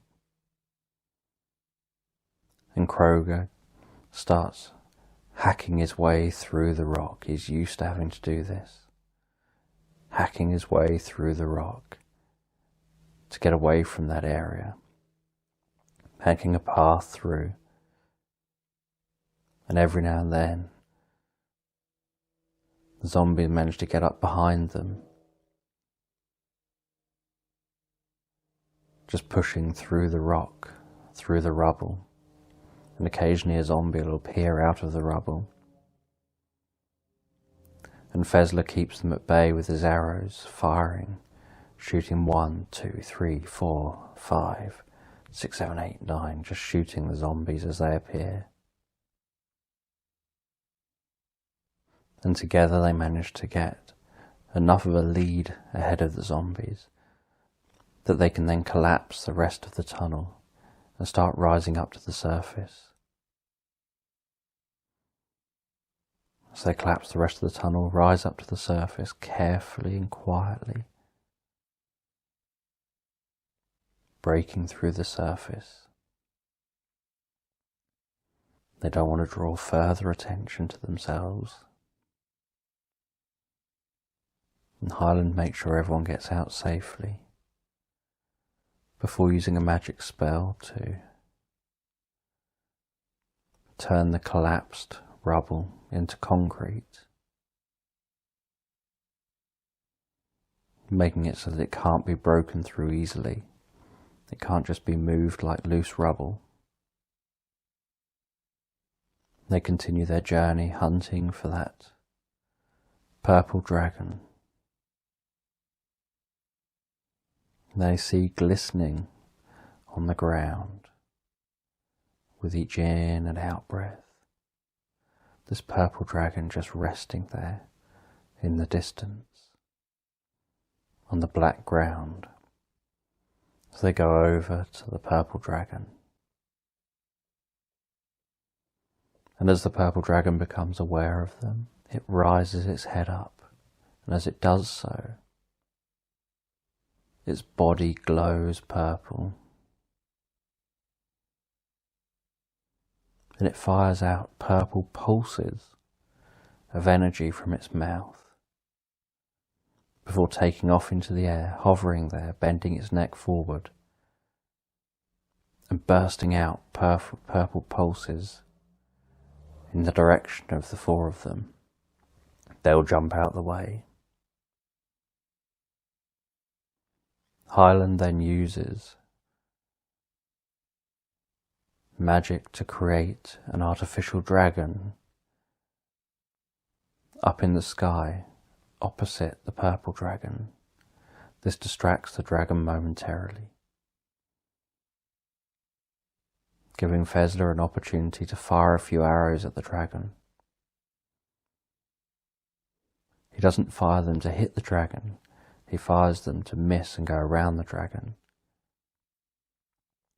with rope that can tether the dragon in place and try and bring the dragon back down to the ground. The dragon fires a purple bolt down towards Fezler. Just as he does that, Highland creates a protective shield of magic between the bolt and Fezler. This gives an opportunity for Kroger to climb up one of the ropes and get on the back of the dragon. And he's whacking the back of the dragon, trying to get the dragon's attention, trying to make the dragon disorientated, trying to make the dragon so that it makes a mistake. And Piper climbs up the other rope and joins him, and climbs up onto the neck of the dragon and onto the head of the dragon. And the dragon's flailing its head around, and Piper's hanging on, almost like hanging on to a bucking bronco. And she's covering the dragon's eyes and disorienting it. And Highland uses a spell to try and bind the dragon with magic, creating magical chains that bind the dragon, that begin to weigh the dragon down and pull the dragon down. And the dragon continues firing out its purple pulses of energy, striking the black ground, all the commotions drawing zombies towards them, getting the attention of vampires. Highland then drops to his knees, closes his eyes, focuses all his attention on all of the zombies and vampires. And he starts to emanate a green wave that spreads out from him, starts spreading out across the land, spreading across the zombies and across the vampires, getting into their minds, where he starts to take control of their minds, almost like being the leader of a hive of minds. And he starts to make it so the zombies start to ignore them and instead go for the dragon. And the vampires fly up and go for the dragon. And having hundreds and hundreds of zombies jumping all over the dragon, climbing all over the dragon, dozens and dozens of vampires piling onto the dragon, attacking the dragon, forces the dragon down to the ground, where Highland manages to stab it in the throat, killing it and making it fall to the ground dead. And as it dies, a purple mist seems to come off the dragon, out of its throat, out of its mouth, like purple smoke spreading, and it seems to infuse with Highland, almost latching on and going through Highland's magic and Highland's green waves that he sent out, and infusing and passing into Highland. And he can feel the dragon's soul passing into him. He can feel the dragon's magic filling him and becoming one with him, giving him additional magic abilities. And the zombies and the vampires are still going crazy around the dragon, still focused and intent on what they're doing. So the four of the others take the opportunity to get away while they can. And they leave the dragon, they head towards the volcano, towards finding the Book of Enlightenment, so that they can bring down the black dragon and end this reign of darkness that had begun across the land with these dragons.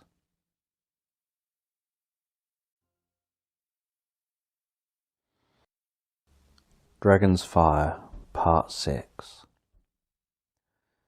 So as you listen to this, you can close your eyes and begin to relax. And as you relax, so you can drift deeper and deeper asleep. And while you drift deeper and deeper asleep, you can imagine this in your mind and just drift off to sleep with what I'm saying. And as Highland, Fezler, Piper and Kroger leave the night realm, they enter into the death realm. This is the realm at the base of the volcano, the realm where very little life ever manages to survive. And they know somewhere here is the Book of Enlightenment, and that they need the Book of Enlightenment to be able to know how to defeat the black dragon. So they start walking over the ash-strewn ground, crunching on old lava flows, noticing the glowing light of new lava flowing. And occasionally, lava would just fall from the sky, scalding red chunks of rock. Sometimes rock as big as houses would crash down, having been ejected from the volcano. Other times, fast-moving clouds of hot gas and dust would just flow faster than the speed of sound down the side of the volcano, destroying anything in its path, stripping people from ordinary living beings to just skeletons and dust in a matter of seconds. This was a dangerous area to be. So as they walked around on the lava fields and found their way, trying to find their way to the volcano, to the top of the volcano, where the black dragon will be, they needed to know where in this volcano the Book of Enlightenment is. They knew that the black dragon had made sure that it was almost inaccessible, had made sure it was where it chose. And so they hunted around and found a cave into the volcano. And it was slightly safer in the cave because at least they weren't going to be hit with anything falling or by any fast-flowing gas and dust plummeting down the side of the mountain. But they still had to deal with earthquakes, with lava flowing inside, with noxious gas. They walked and explored, and they came upon a tunnel, and they followed this tunnel. And as they followed this tunnel, they heard thudding footsteps. They didn't know what it was going to be, but they knew it was unlikely to be anything good. And then a cyclops appeared in front of them, claiming to be protecting the way to make sure no one got through to the dragon. And the cyclops hurled huge rocks at them, and Highland created magic shields to protect them from the rocks. And Fezler went running in. A rock came flying by. He chopped it in half with his sword, which was so sharp and narrow. He jumped up, landed on top of another rock, bounced off that rock onto another rock, before landing up on a ledge higher than the Cyclops. At the same time that he was doing that, Kroger ran in, dodging rocks, sliding under rocks, rolling left and right, barrel rolling forward, and managed to get underneath Cyclops. And Fezler jumped down, dropped down towards Cyclops' head, just as Highland fired a beam of light out at Cyclops' eye, disorientating him, stopping him, noticing and paying attention to what was happening. And Kroger jabbed upwards and cut into the top part of Cyclops' legs, slicing into both legs, collapsing Cyclops to the floor.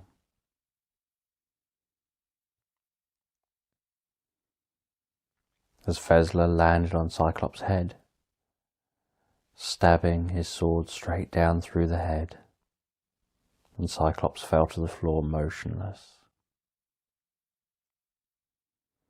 And the four of them kept on their way, running deeper into the volcano.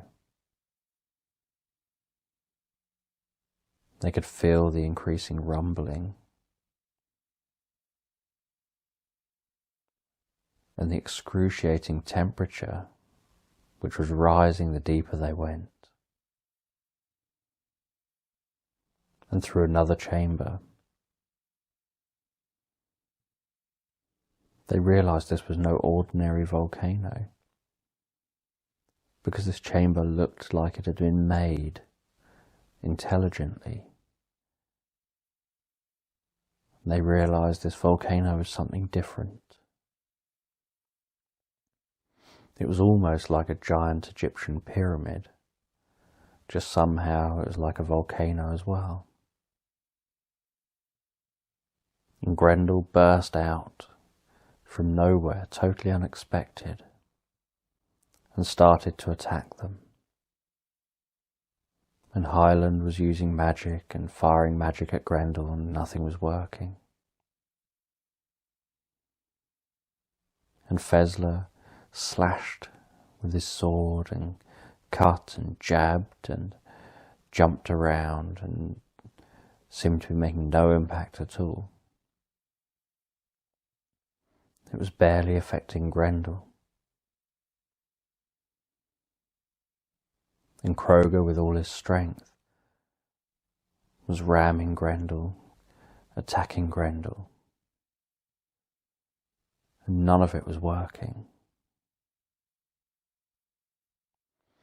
And then Piper just sat down and she started to sing. She just sat calmly down and started to sing. And Grendel clutched its ears in agony and fear and pain, and started ripping at its own ears. And Piper just calmly carried on singing. And Grendel started whacking its head against a wall and started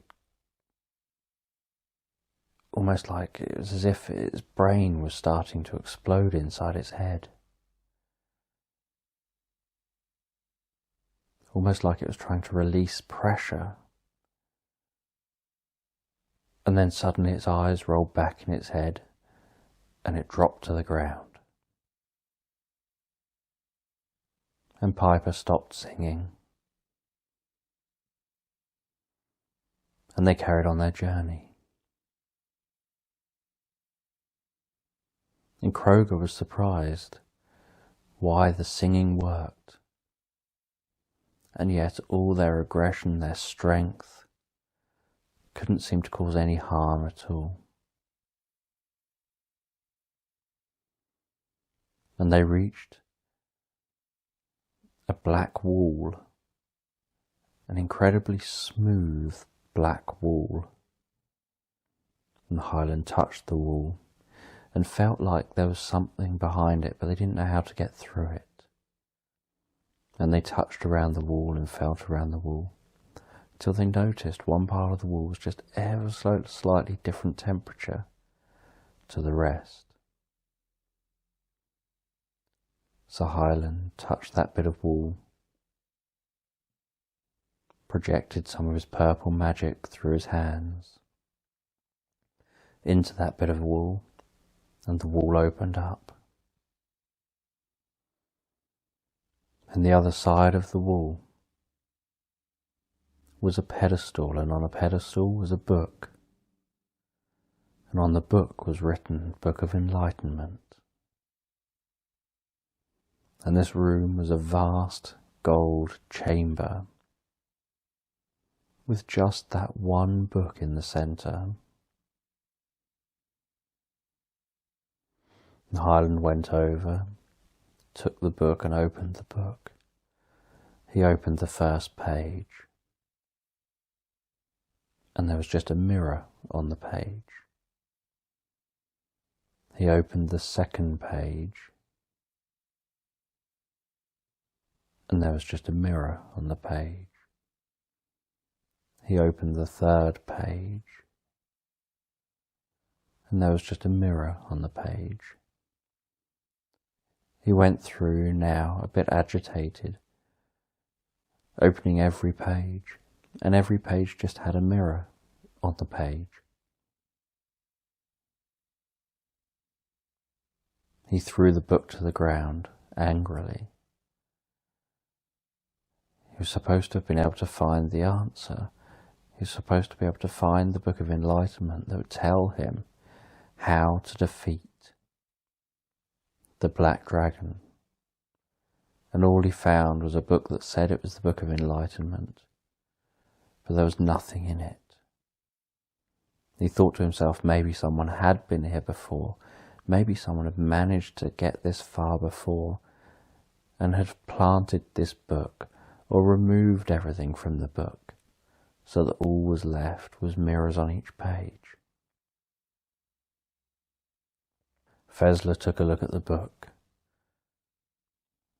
angry, thinking, what was all this journey for? Thinking maybe something was missed, but nothing was missed. It was exactly as they said. Kroger demanded an answer, demanded, what's this all about? What's happened? What does it mean? Highland apologised, said, I don't know. He suddenly felt helpless, suddenly felt like, how could he make the rest of his journey without knowing an answer?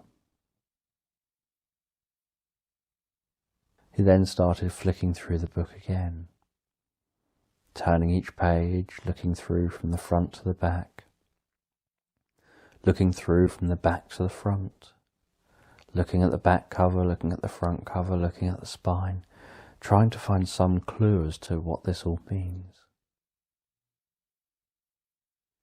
He then just slumped to the floor, sat leaning against the pedestal, closed his eyes and started crying. And within a few minutes his crying turned into laughter, as he suddenly realised the answer. He was suddenly aware of what it meant. He opened the book again, and he realised on every page was himself.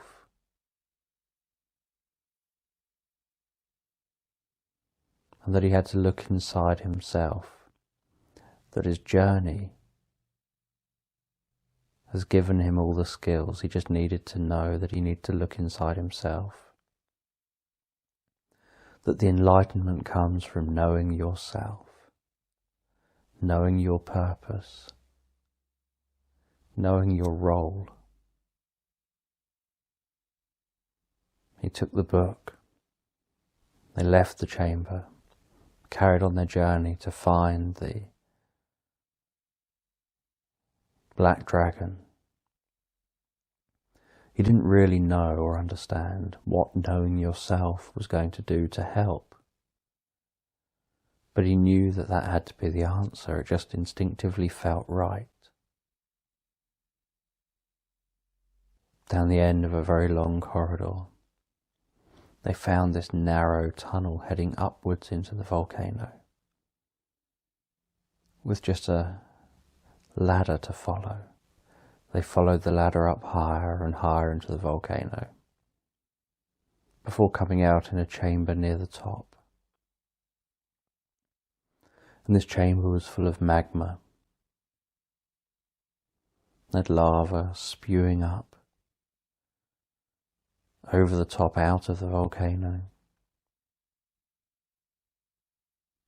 and then rising out of the magma chamber, rising up from within the magma, was the black dragon.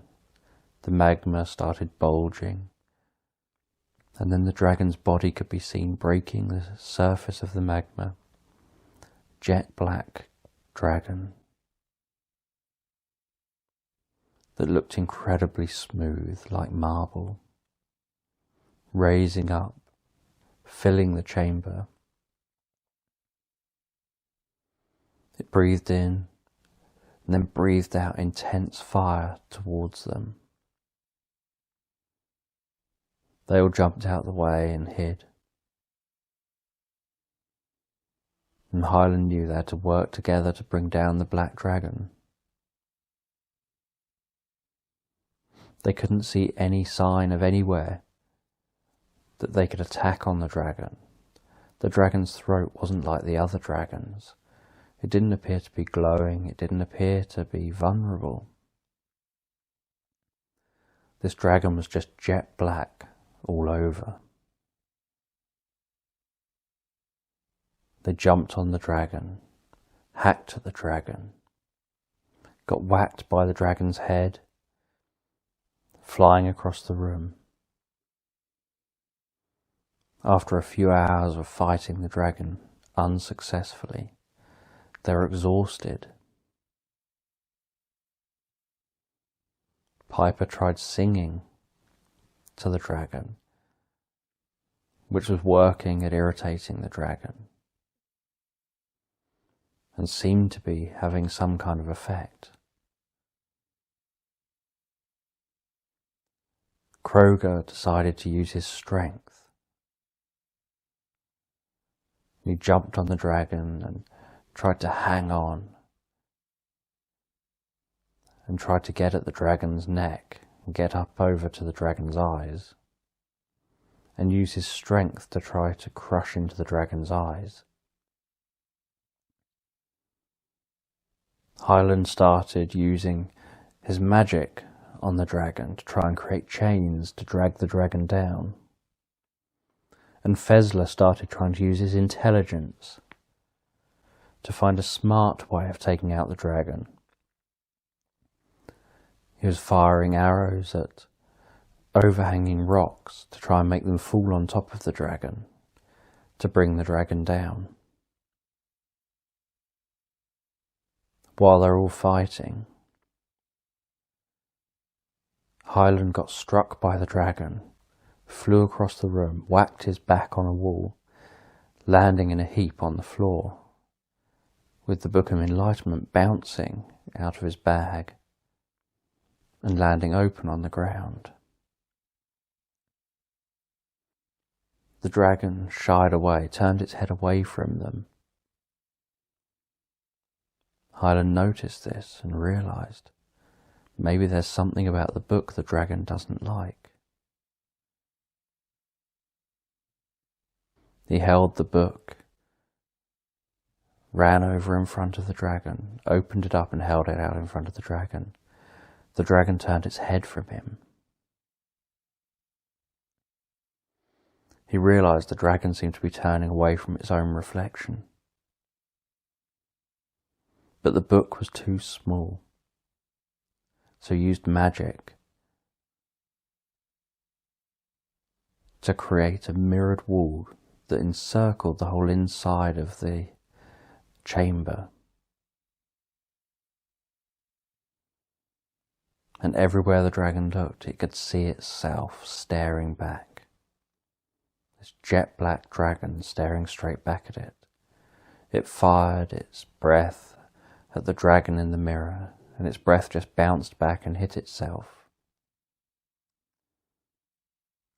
And it started firing its breath more and more, and it was spinning around faster and faster and faster, spinning faster and faster, firing its breath, and its breath just kept bouncing straight back at itself, and it started to burn itself, catch itself on fire.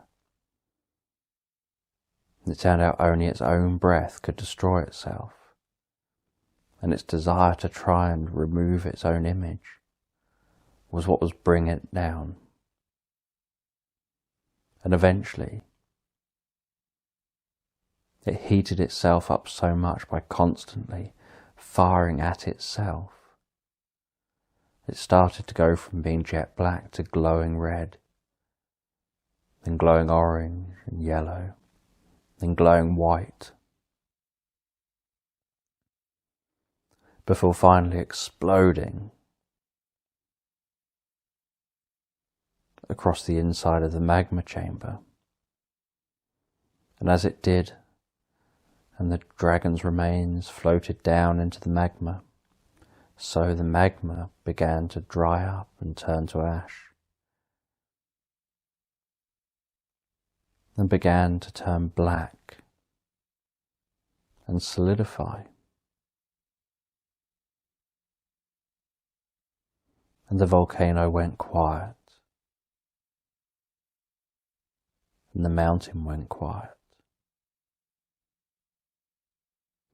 And the four of them climbed out of the volcano onto the top of the volcano, and they saw the cloud of ash and dust falling to the ground. raining to the ground, but it wasn't being replaced with any further ash and dust. And the sun began to break through the ash and dust, and for the first time in thousands of years began to reveal the land below. And the death realm cleared up to just being a mountain among other mountains. And the night realm had daylight for the first time in thousands of years. The vampires had to go and hide back in the shadows. And they realised they'd cleared up the land. They dealt with all the dragons, fixed all the realms, and they can go home. So Piper, Highland, Fezler and Kroger left the volcano, went back through the desert, back to the mountains, over the mountains, back through the valley, and finally went home to the coast.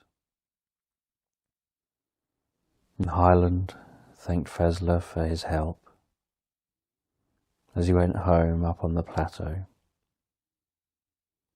thanked Kroger for his help as he went back to the other dwarves in the caves, thanked Piper for her help as she went back to the rocks. He went back and he checked on the wizard and the health of the wizard, and checked on the village and saw how much it had been rebuilt already. They'd been gone for quite some time,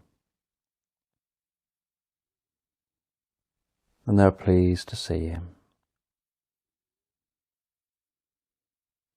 And he was so happy when he finally got to go home,